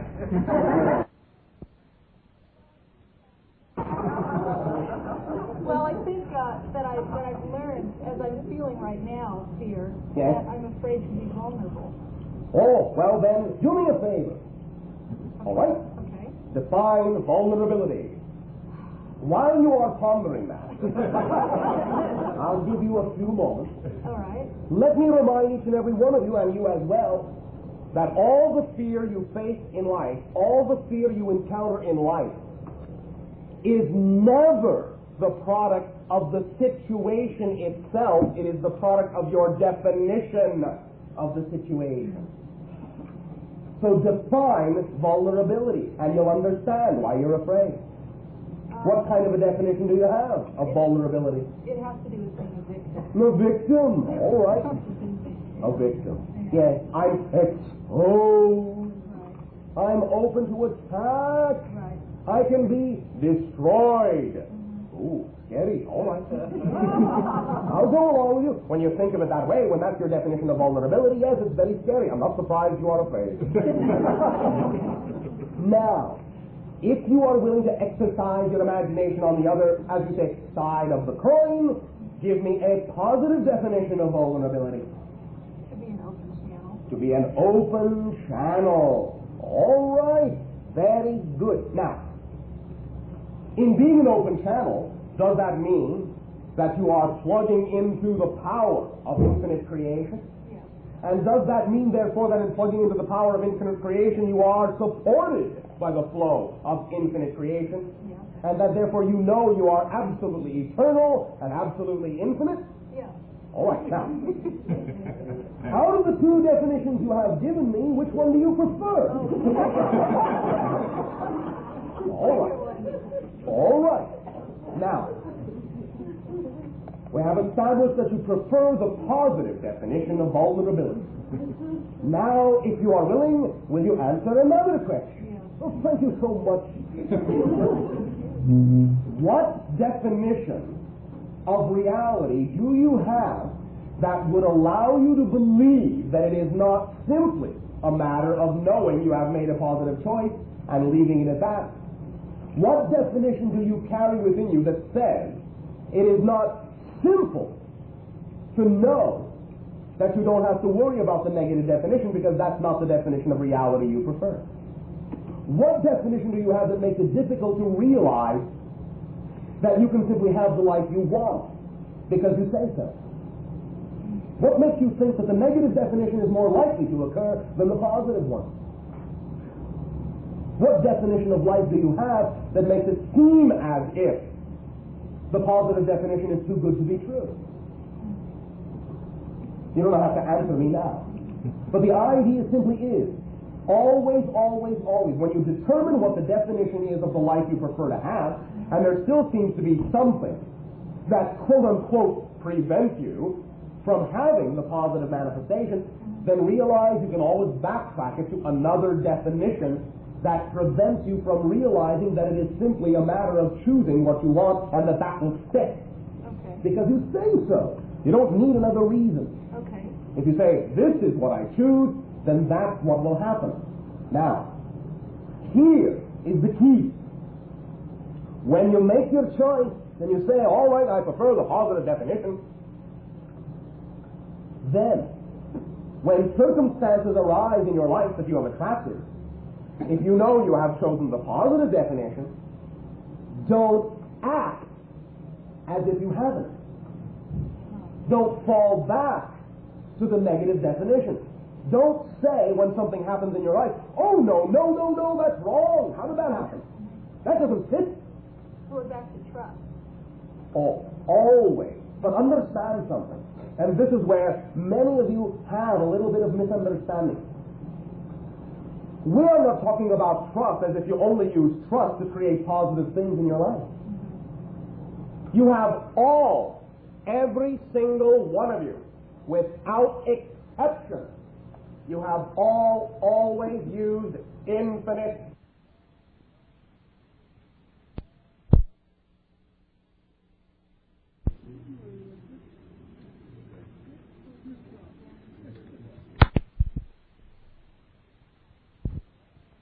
exception. You have always used infinite trust in everything you have created. It's just a matter of whether you trust in positive or negative more strongly.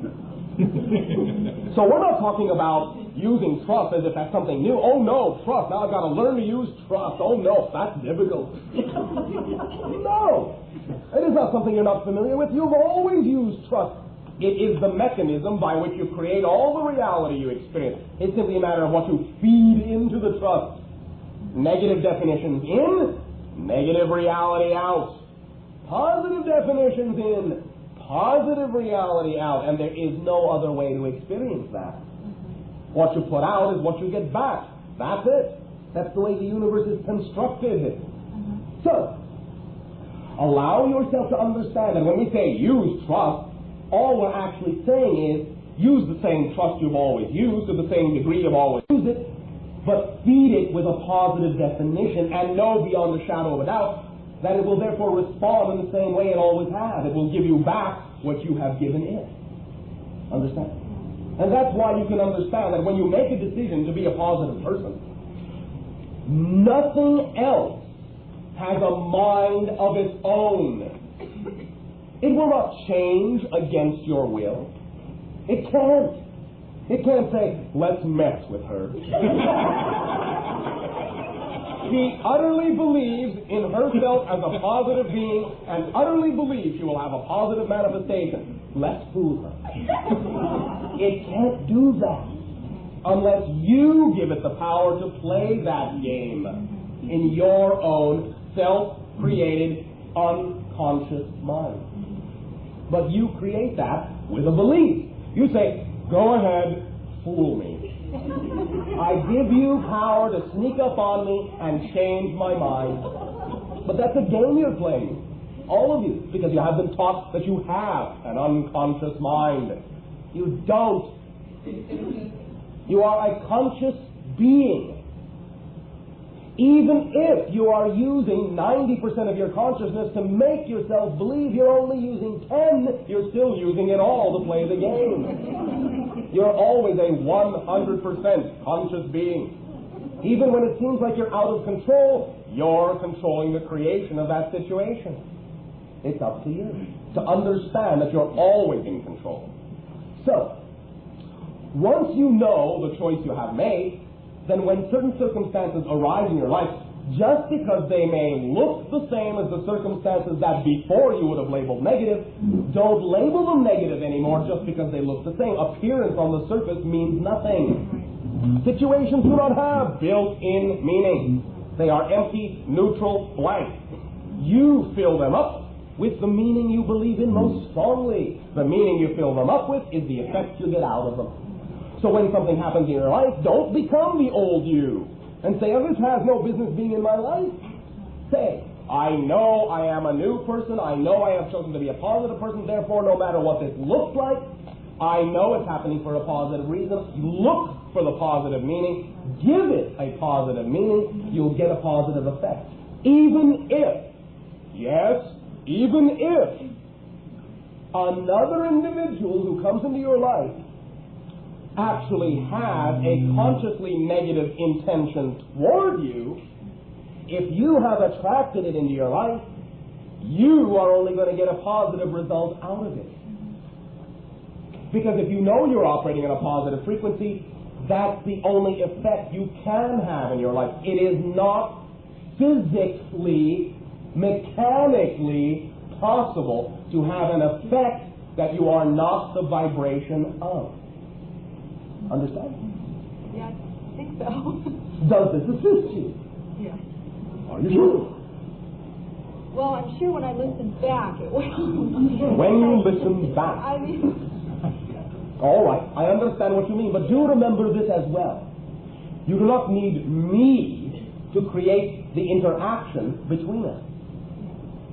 You are creating this interaction on your end by yourself.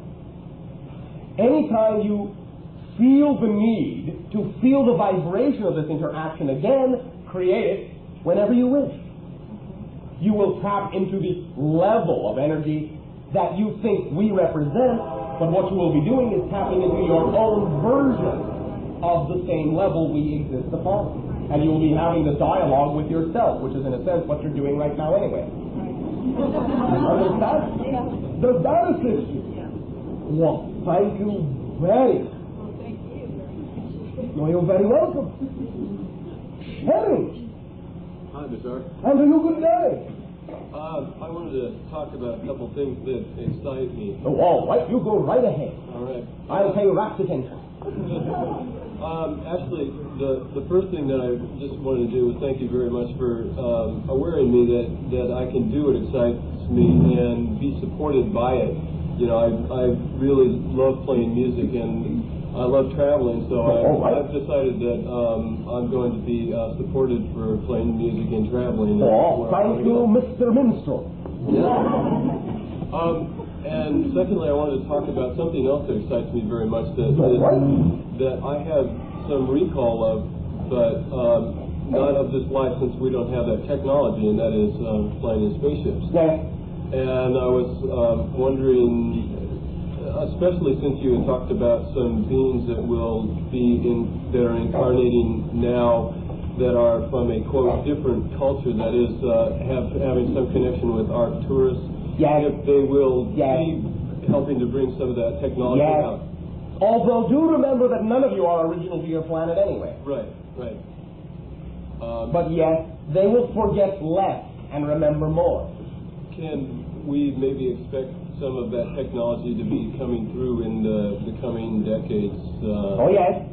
But do not wait for them to do it. If you are interested in that idea, explore it from your own point of view. For do understand that everything is a matter of vibration. Traveling in space is traveling within. And much of the idea of the quote-unquote technology of our spacecraft is very much connected to the idea of harmonic musician. Yeah.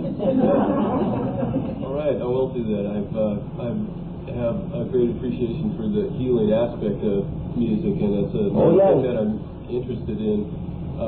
The reason it heals is because you can create harmonics that are representative of the primal flow of existence, and when individuals are exposed to that particular bubble or atmosphere or vibratory frequency, they can learn to match it. As they match it, they then blend and balance with the prime harmonic of creation, and in that state, no dis-ease of any type can exist. Well, that's great. Thank you very much for the chance to interact with you. It's been Thank you very much. All right. Would you all like a short break, or would you like to continue?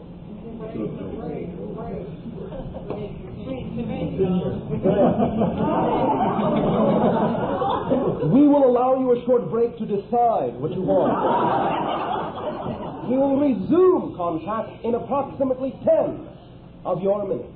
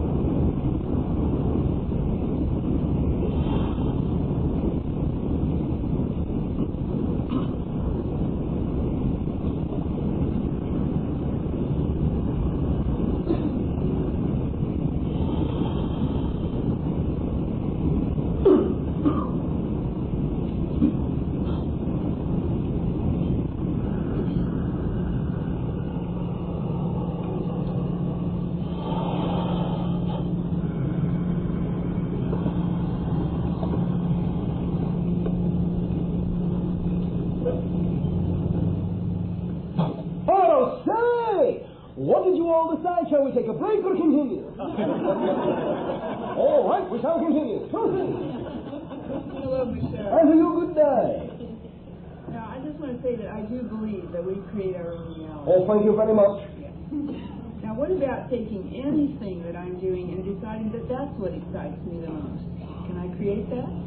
Oh, yes. At any given moment, you can understand that whatever it is that's going on in your life right now is the most important thing of all, or something else would be happening.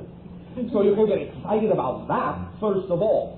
Being excited about what's going on in your life at this very moment means you are willing to be aware that what is going on is what needs to be going on because it serves you. Even if what is going on in your life right now is something that you will decide to change, knowing that it is the most exciting thing right now, knowing that it is what belongs in your life right now, means you're going to get the most out of it. And getting the most out of it is what's going to give you the ability to know how to change it most quickly and most easily into what you prefer it to be. So even if you are creating something right now that you don't really prefer in your life, by diving into it and living in it, in the moment, in the present, you will then extract from it the knowledge and information you need to be able to transform it into what you really prefer it to be more quickly than if you deny that what's going on in your life right now has no business being there. You follow me? You can be excited about being in the moment, about everything that's in your life. And at the same time, you can simply ask yourself, at any given moment, out of all the things I could be doing, out of all the things I could be acting on right now, what is the most exciting thing I could be doing with integrity. Do it. If something comes up, do it.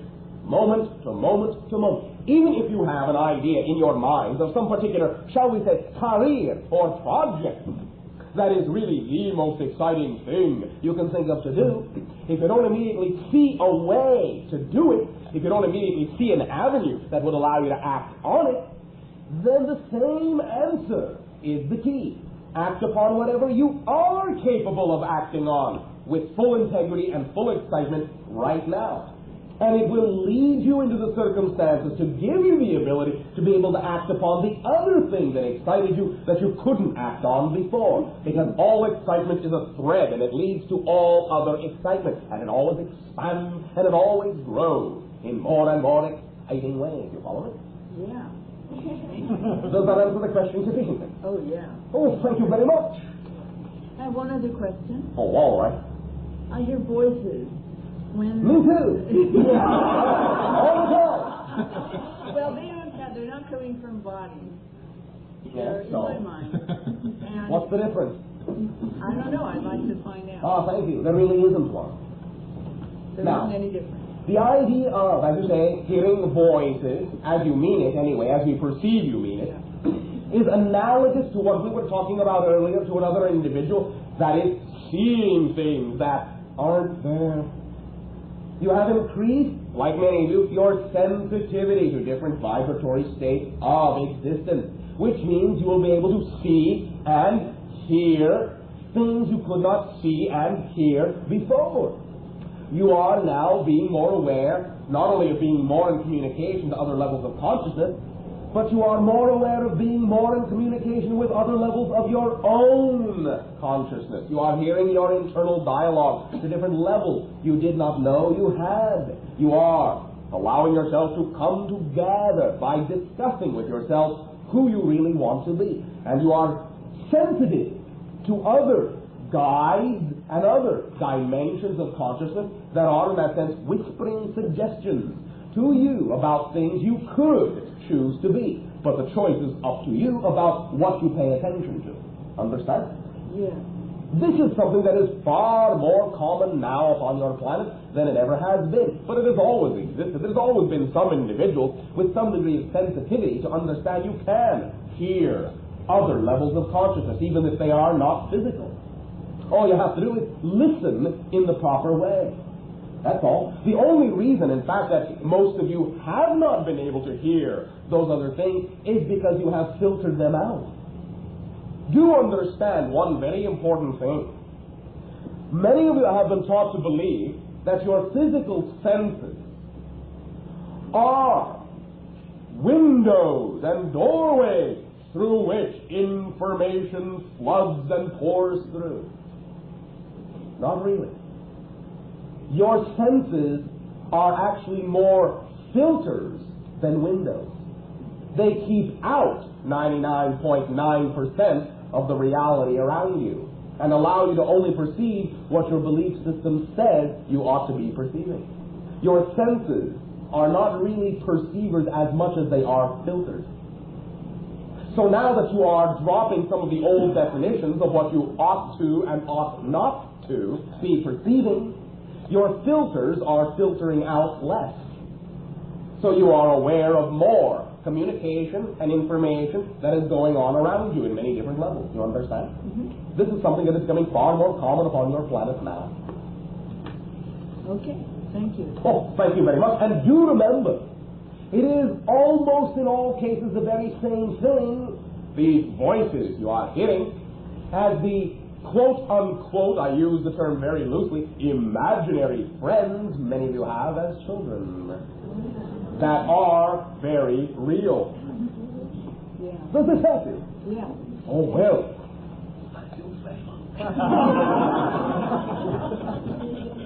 Shame.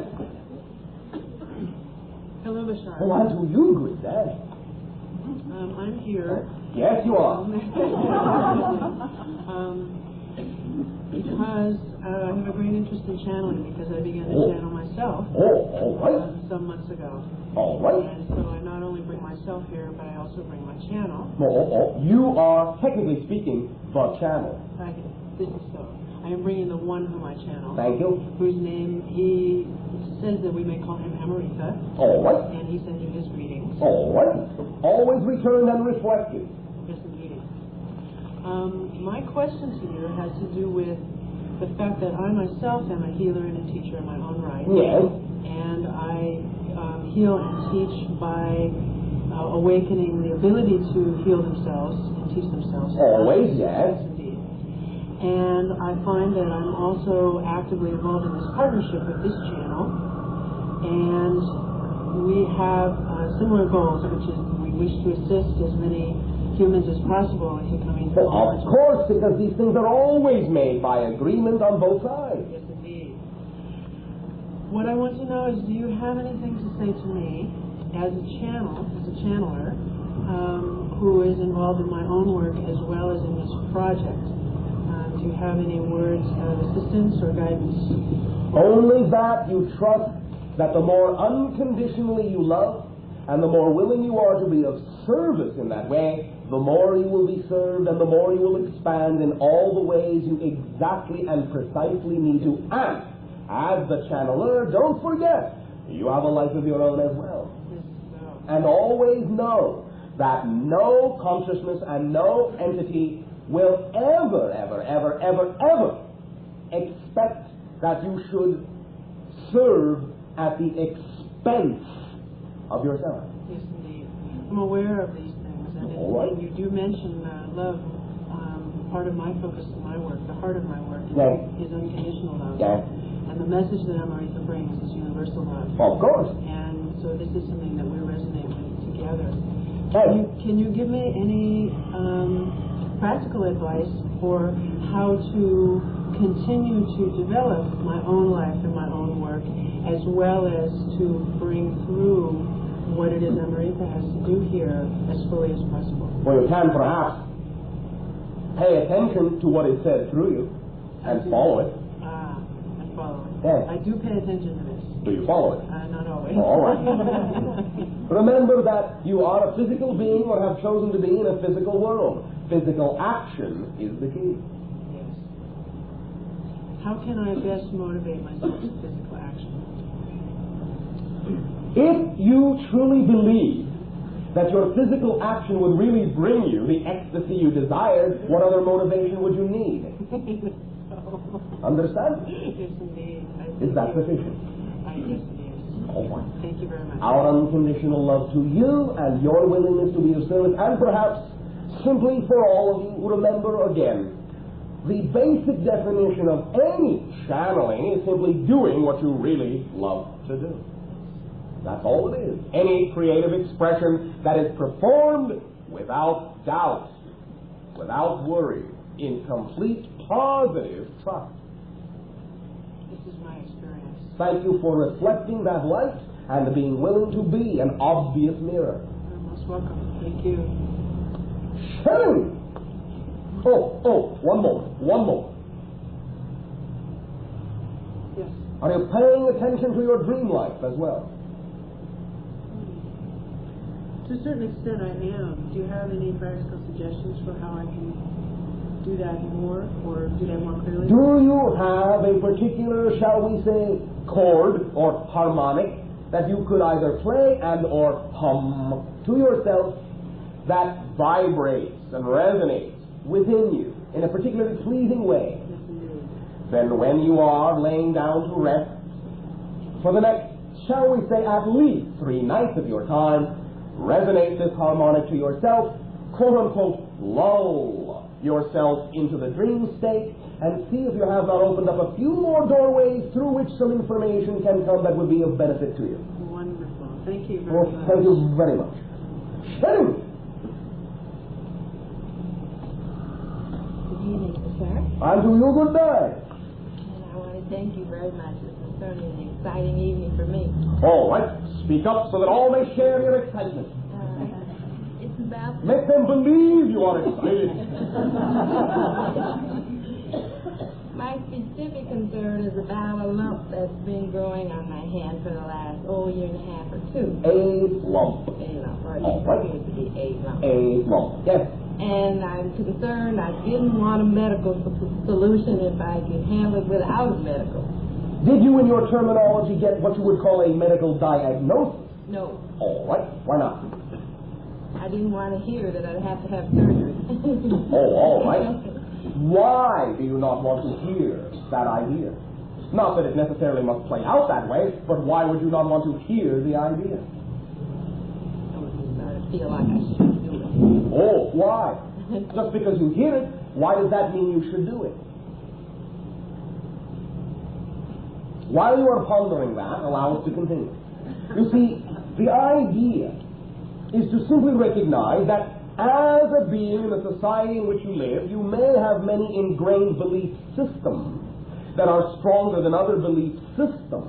And at least if you give yourself the opportunity to follow what may be the strongest belief system within you now, you can at least show yourself what following that belief system will reflect back to you for you to deal with in terms of information. Then you can decide how you will handle what your ingrained belief system has already told you. Then you can decide to change that belief system. Now, let me ask you this, therefore, in what you may call a very candid way. Be honest. Do you think it is actually more likely that the circumstance can be transformed through physiological surgery or through your own mentality? Hesitation. Be honest. I think that's where I got stuck. No, all right. Are you saying that you believe that it is of a greater likelihood that it can be handled physically instead of what you call mentally? Well, I believe it could be removed physically. Yes. There'll be no doubt about that. Oh, all right. But whether that would be the end of it, that's what worries me. Oh, whether that would be the end. I don't know what's inside. I see. Don't know what's inside. All right. What's inside you? What are your aspirations and your dreams and your desires? What's inside you? Are you at any time ever afraid to find out what's inside you? I didn't say I was, no. Oh, all right. I'm not suggesting that you are. I'm just asking you a question. Now, do you believe, or not, that there might be things that could be, in your terminology, lurking inside you that could surprise you in negative ways? In this lump, yes. In the lump. All right. Then perhaps shall we look at it this way? Let's assume that there were doubts within you at one time, spread throughout. Let's assume that you decided, all right, well, I'd like to get all of these doubts front and center where I can see them all at once. How about if I coalesce them into a lump? How about if I bring them all to the forefront, right in front of my vision all the time? So I will know, by having created that concentrated symbol, that they will not be running around haphazardly within me, but will always be where I have my eye on. Now. All right, there they all are. All the doubts, all the uncertainty in that one concentrated place. Now that they're all there, how to transform them completely, quote unquote, out of my reality? Well, with your imagination, here is our suggestion. With your imagination in what you would call relaxed, open, breathing fully state of meditative bliss, dive into that lump with your imagination. Probe it, examine it, X-ray it with your imagination. Discover what ideas or doubts might be represented by that concentration. Examine them one at a time. Let them come up. Examine it, deal with it, integrate it, transform it. The next one, and the next one, until you diminish the lump by having examined all the reasons, all the concentrated reasons for why it would exist. When you have done that, you will be deflating it, melting it, dissolving the whole idea. Understand? Yes. Now, if in any of those examinations you discover that the strongest belief that sticks with you is the idea that it is far more easily physically taken care of than in your terms energetically taken care of, then trust your belief system. As we have said, there is nothing wrong with acting in a physical way. It is just as valid as anything else. Do not think yourself the poorer person because you cannot handle it metaphysically. Physical reality is just as spiritual. Yes, you are learning to transform. Yes, you are learning that you create your own reality. Yes, you are learning to change things with your awareness alone. But if you, in all honesty, in your self-examination, discover that the strongest beliefs within you still are ones that are physically rooted, then follow them. That is the path of least resistance, and doing that, acknowledging that that might be your strongest belief, is actually going with the flow of your strongest awareness. That's truly being honest with your belief system and working with it, not against it. But paradoxically, sometimes you will find that simply by owning up to what you have feared might be your strongest belief will be in and of itself enough to create an instantaneous transformation. Just the owning up. Understand? Just the facing of what you fear to find in that revelation of concentrated doubt. Examine it, be your own X-ray machine. Explore and explore, and you can dissolve it. But at any moment, be honest with yourself about your strongest belief, own up to it, and that will cause the greatest change. Understand? Does that assist you? Yes. Remember this as well, and again, not meaning to say this in order to force you to think that physical reality somehow is something you should run away from. But remember, physical reality is only what you dream it to be. You are dreaming right now. Literally. You're all having a dream right now. And dream reality is real. Physical reality, dream reality are different aspects of the same one existence that you are. What you are learning to do in this transformational age is cease to have as much differentiation between the idea, the notion, the definition of physical reality, non-physical reality. As soon as you dissolve that definitional barrier, then you will begin to find that just as you can do in your dream reality, anything at all can be manifest in your physical reality because it is only a dream. The only difference between what you call your physical reality and your dream reality is that the physical dream contains a definition of solidity, and your dream reality doesn't have to. But your physical reality doesn't have to either. Understand?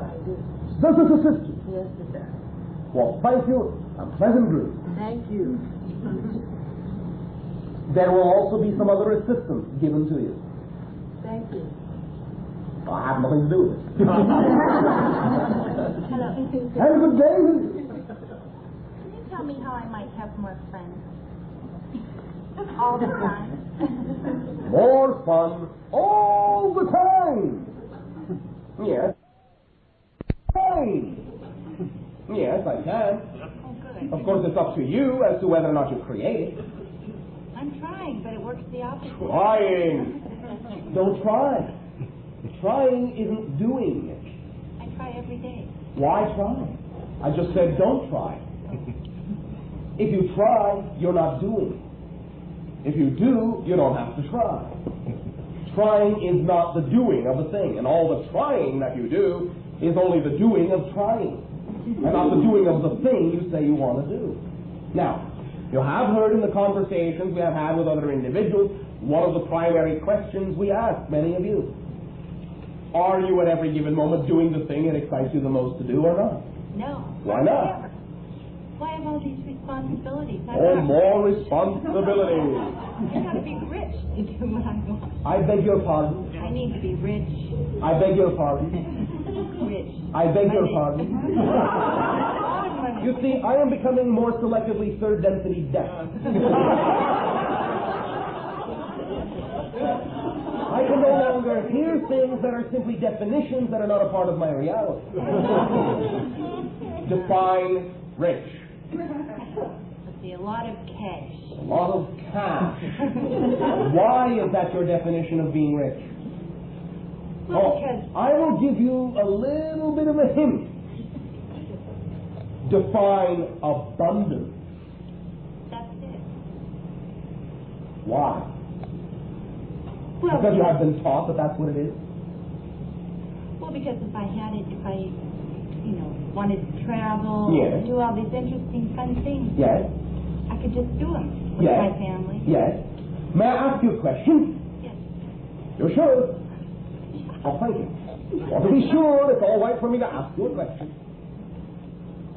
Do you know, are you aware on any level of any individual, in any circumstances, anywhere on your planet that travel without having a lot of money to do so? Oh, sure. Oh, sure. Who? And why? And how do they do it? Well, usually they have the time to do it. But Oh, you're caught in the fine. economics of making all this abundance so that you can then travel. Or, not just travel. I mean, if you want to get up in the morning and do your thing instead of... You're not having to answering go- my question. Do you know of individuals that do the type of traveling you say it would excite you to do and don't need the money to do it? No. You're not? No, I'm not aware of them. Oh, all right. I'll give you one suggestion. Okay. Now, I'm not saying you have to do it this way, but pay attention. There are individuals that you call writers, yes? Mm-hmm. And sometimes they are sent on what? Assignments around the world. They don't pay for a thing. They go everywhere and are very excited about it. They don't pay for a thing. Now that's one way. So all we're telling you is that if you're aware that there is one way, someone has done it, there are other ways to do it. Perhaps what is confusing you is the following idea, that your definition of abundance only means money. I am not in any way, shape, or form invalidating money. On your planet, it is one of the ways to represent abundance. Only one. There are many ways to represent abundance. Again, what may be confusing is that you have not been given an appropriate definition of the word abundance. Would you like ours? Are you sure? Uh-huh. Thank you. Just checking. Abundance. As you say, stop. The ability to do what you need to do when you need to do it. Period. Hey, he didn't say anything about money in there. He didn't say much of anything at all in there. That's a very open definition. Is that all there is to it? What was that definition again, Bashar? Abundance. Stop. The definition is as follows. The ability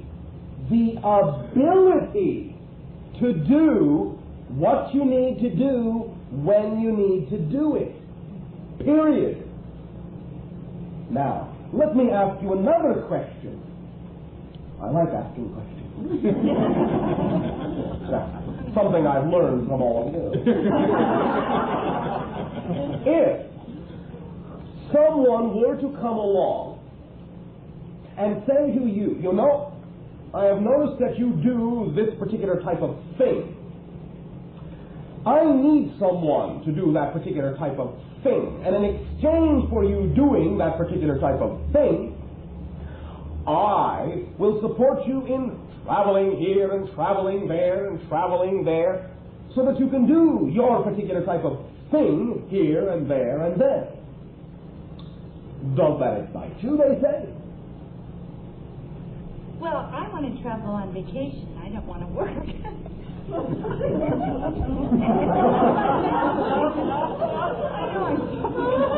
All right. One more time.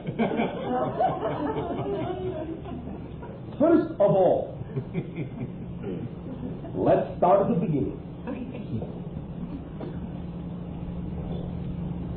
Do you have an idea of a thing, a service, a creative expression of any type that is the most exciting thing you can think of to do? Yeah. What? Well, I like to create things. Like what? Well, I like to paint and draw and painting, design. These things give you joy? Yeah. Are these type of things the most exciting type of things that you can imagine doing? Is this the idea of the expression of the pinnacle of your creative ability? Yeah, I mean, I would rather have that kind of career than the ones I'm doing. Thank you. Therefore, if you were doing that type of work in some other place on your planet, would it really seem like work, or would it really seem like a vacation? Might seem like a vacation. Might seem I've like a never vacation. done this work. Ah, yes, I understand that. But you see, that's the whole point. The only reason you are not giving yourself an opportunity to expand yourself in the way you say you desire to is because you're not doing what you're all about. Is because you are not making your love your career.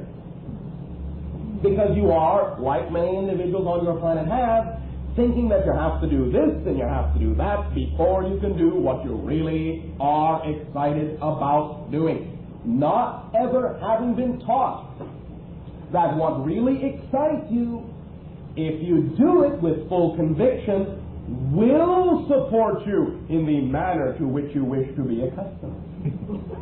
Sounds good. Yes, it does. And it works that simply. Are you willing to believe it? My husband probably wouldn't, but I would. Did I ask you about him? But he'll have his opinion. So? He's a grouchy. So? Can I ask you one other question? Answer mine first. What was it? Are you willing to believe it's that simple? Oh, yes. Oh, all right, thank you. What's your question? On that spaceship.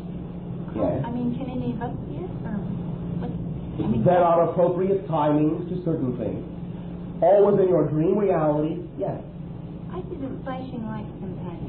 Do you know what that is? It will be different things at different times. Sometimes just an increased sensitivity to other consciousness or other symbolic ideas being created in your reality to refer you to the fact that you are looking through new doorways and seeing other things. It will not always be a quote-unquote spacecraft as colloquially called by your planet. I don't know what it is. Sometimes it's so strong it startles me. All right. Like what does it closed. allow you to feel like you want to do when you experience it? It feels like I'll be thinking in a certain direction. It feels like some kind of communication or something. It's like so striking. What type of directions do you find that you're usually thinking in when you have the experience happen? Usually of people. Of people in what way? Somebody that I had an association with before. All right. Sometimes I'll be thinking about that person. And I'll have my eyes closed and the striking, flashing light. All right. Thank you. Wake me up. What you are experiencing to some degree is the electromagnetic interconnectedness of all of your mass mentality. You are recognizing your telepathic connection to other individuals, and you are seeing, in a sense, the actual communication, identification, vibration going on between you. You are seeing the spark that bridges the synaptic gap between you and them. Can they see? For what it is. Not always do they interpret it in the same way. Not always do they understand it physically. Sometimes they'll allow it to come out in their dream state when they are more relaxed as a consciousness. Okay. Understand? Yes. But most importantly, remember, when something excites you more than any other thing, it tells you three things. One, it excites you because it is most who you are. Two, because it is most who you are, it is the thing you will be able to do in life most effortlessly. Three, because it is the thing you will be able to do in life most effortlessly, it is the thing you will be able to do most abundantly. And remember, abundance simply means you will have the ability to really do what you need to do, when you need to do it, in the way that represents the level, the degree you are being the idea you prefer to be. If you are excited about being an artist that doesn't really need to expand any further than your own backyard, that's where you'll be.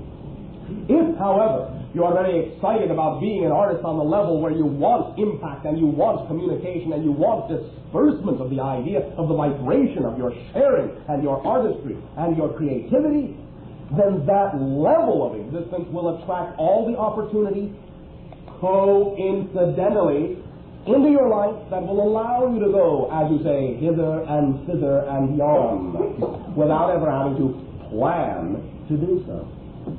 Let me give you an example very close to home. The physical channel before you.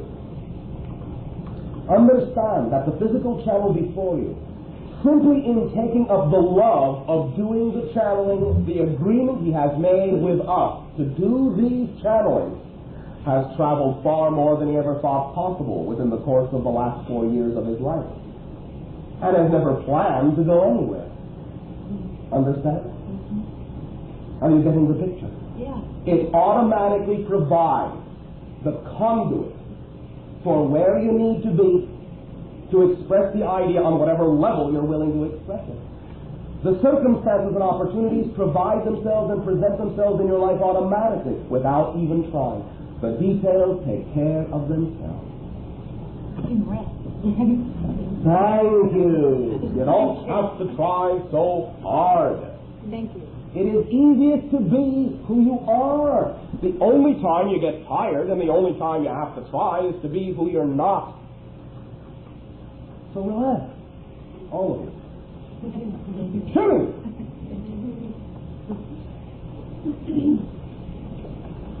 Hello. Oh, hello. I wanted to ask you about having a man in my life. Are you asking me personally?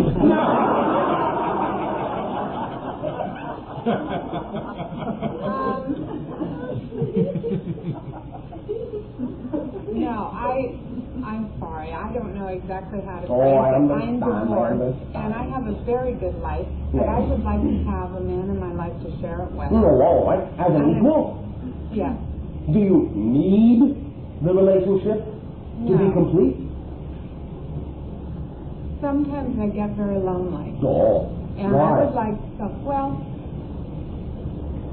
I don't like cooking just for myself or being home in the evenings by myself. No, I see. I'd like somebody to talk to, someone to share my experiences with. All right. And I think a man would be very nice company, and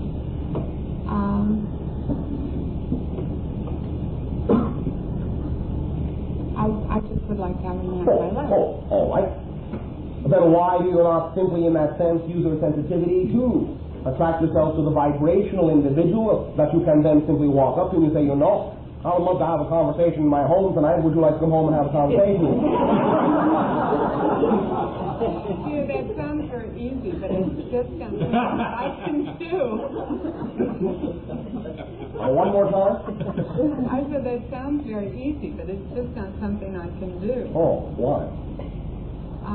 Well, first of all, I haven't seen any men that I would like to invite them to my house to have conversation. Oh, I see.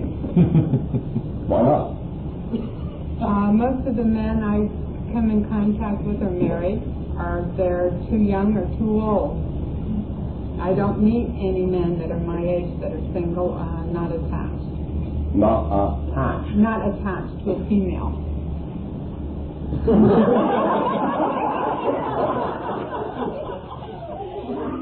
Not spoken for. Oh, I understand. I'm playing with you a little bit.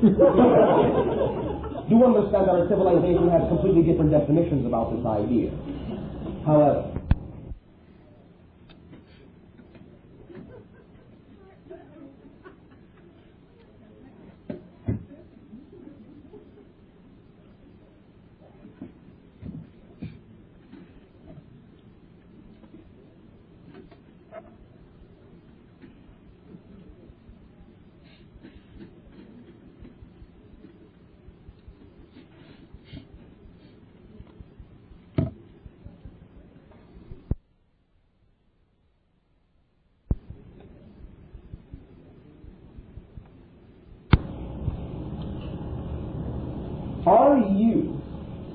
able to carry on a comfortable and equal conversation with the masculine half of yourself? How do you feel about your own masculine side? How do you feel about your own feminine side? Always.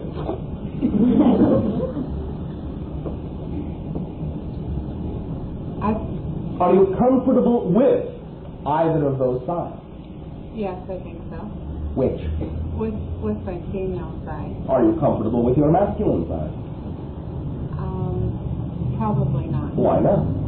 What is the definition of your masculine side? I think probably overbearing. Oh. And? Demanding. Oh. And?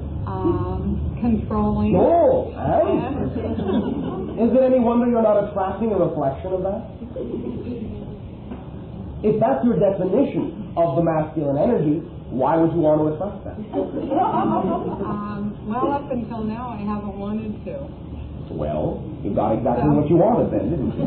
Yeah. Change the definitions of what your own masculine energy is so you can attract someone who is more reflective and representative of your new definition, and it will be no problem at all. Understand? Yeah. Is this helping you? Yeah.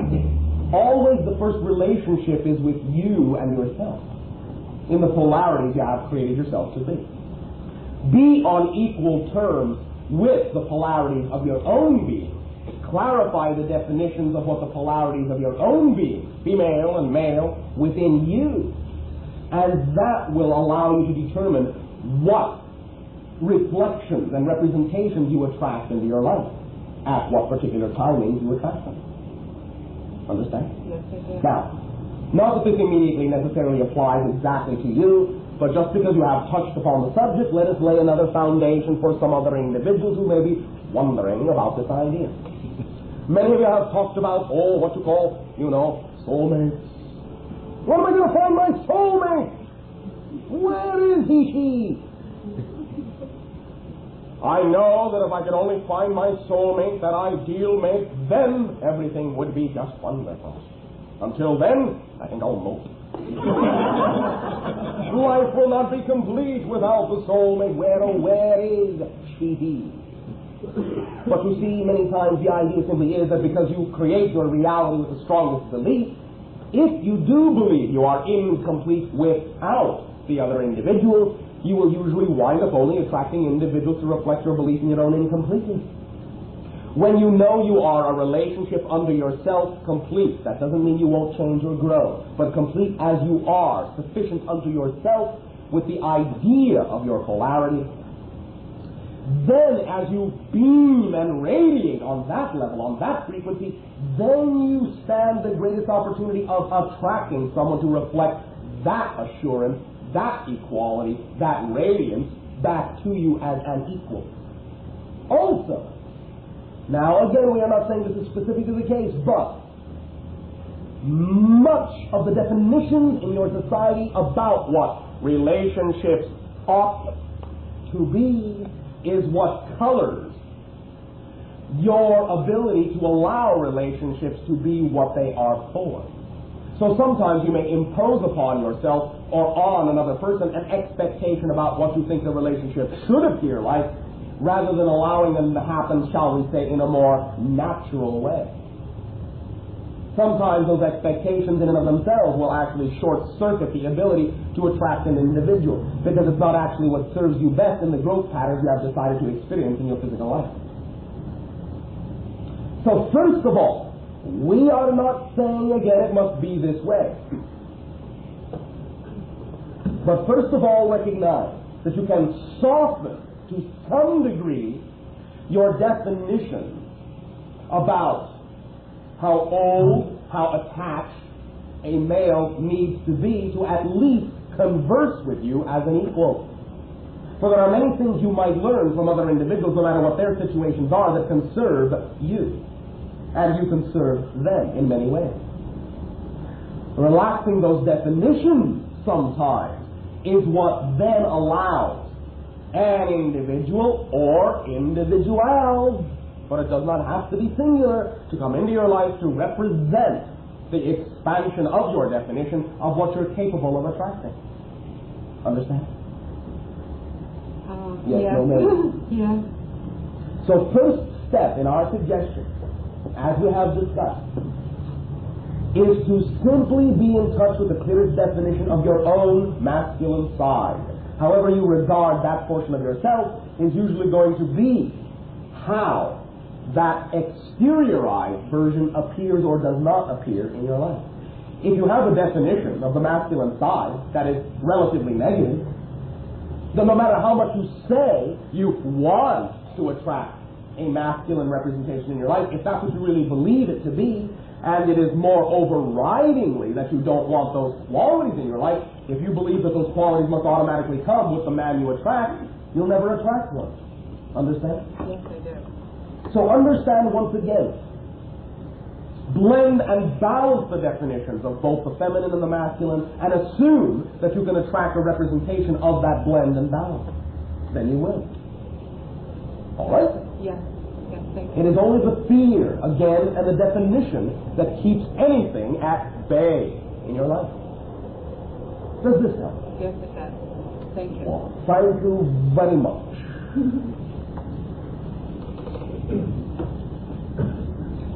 Sherry. Hello. And to you, good day. Yes, I wanted to know how I can lose my weight and keep it off. I lose weight and gain it right back.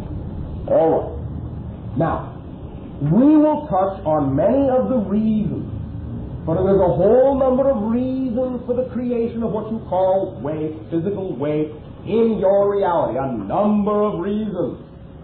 We will allow you, in hearing this gamut of reasons, to decide which are applicable to you.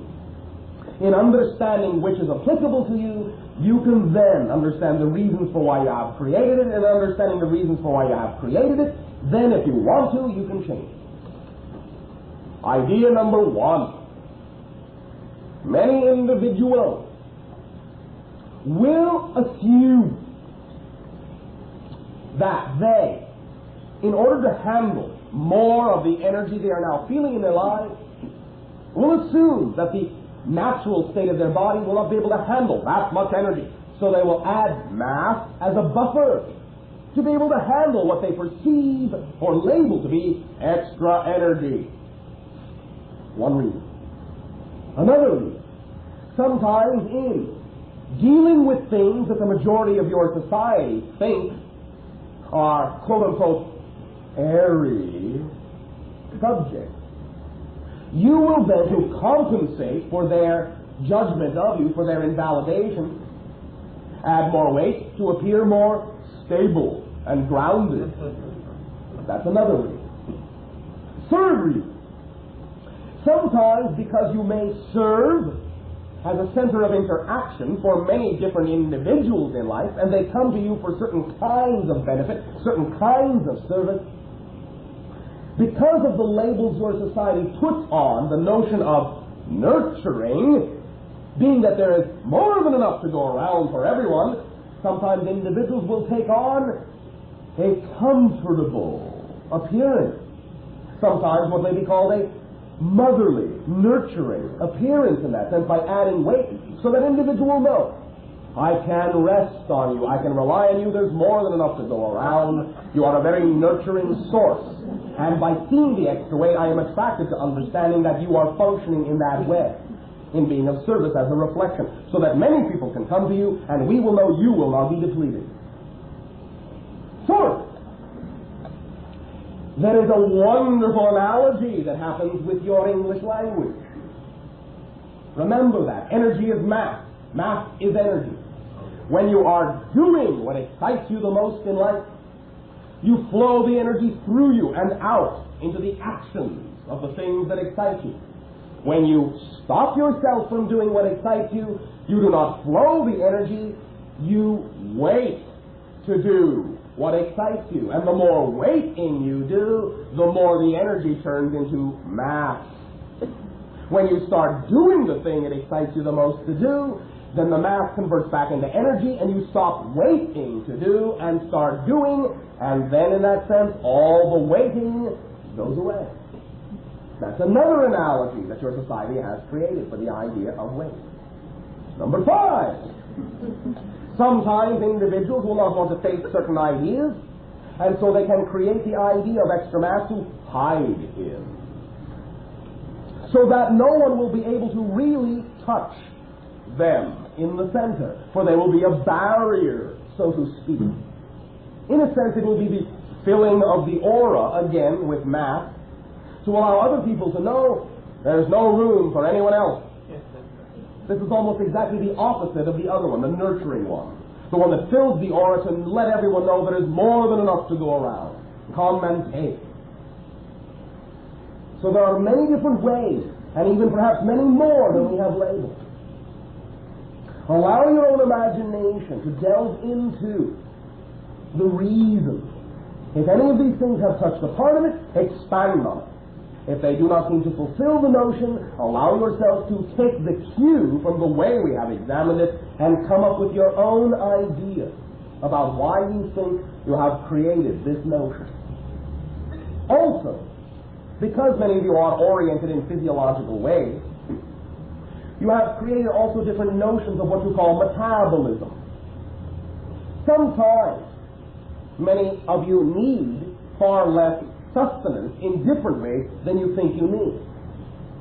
Sometimes the idea of weight will be because individuals will, in that sense, consume more than they need to replace things they think they don't have.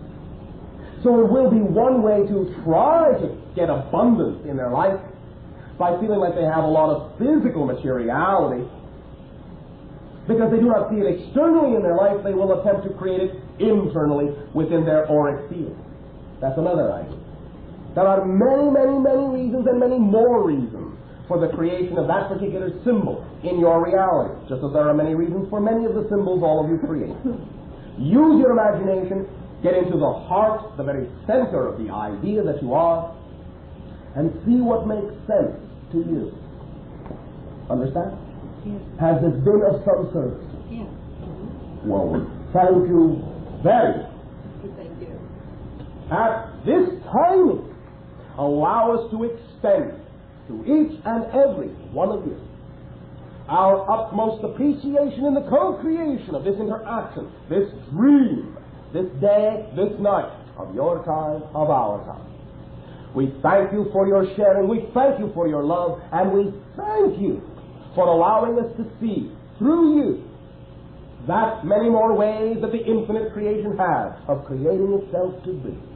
We enjoy you immensely.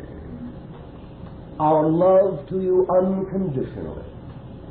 We bid you all a fond, exciting, and loving good day.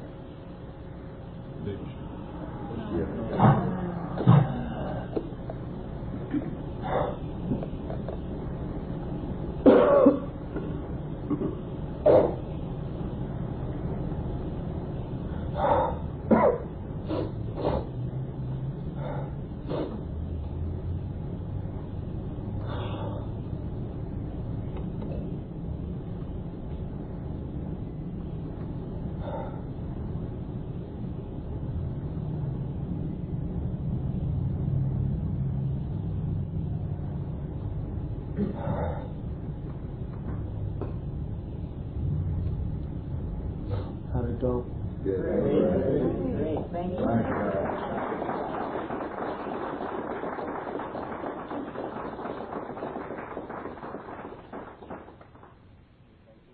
Additional information or to be put on our mailing list, please call or write Interplanetary Connections, 16161 Ventura Boulevard, number 314, Encino, California, 91436.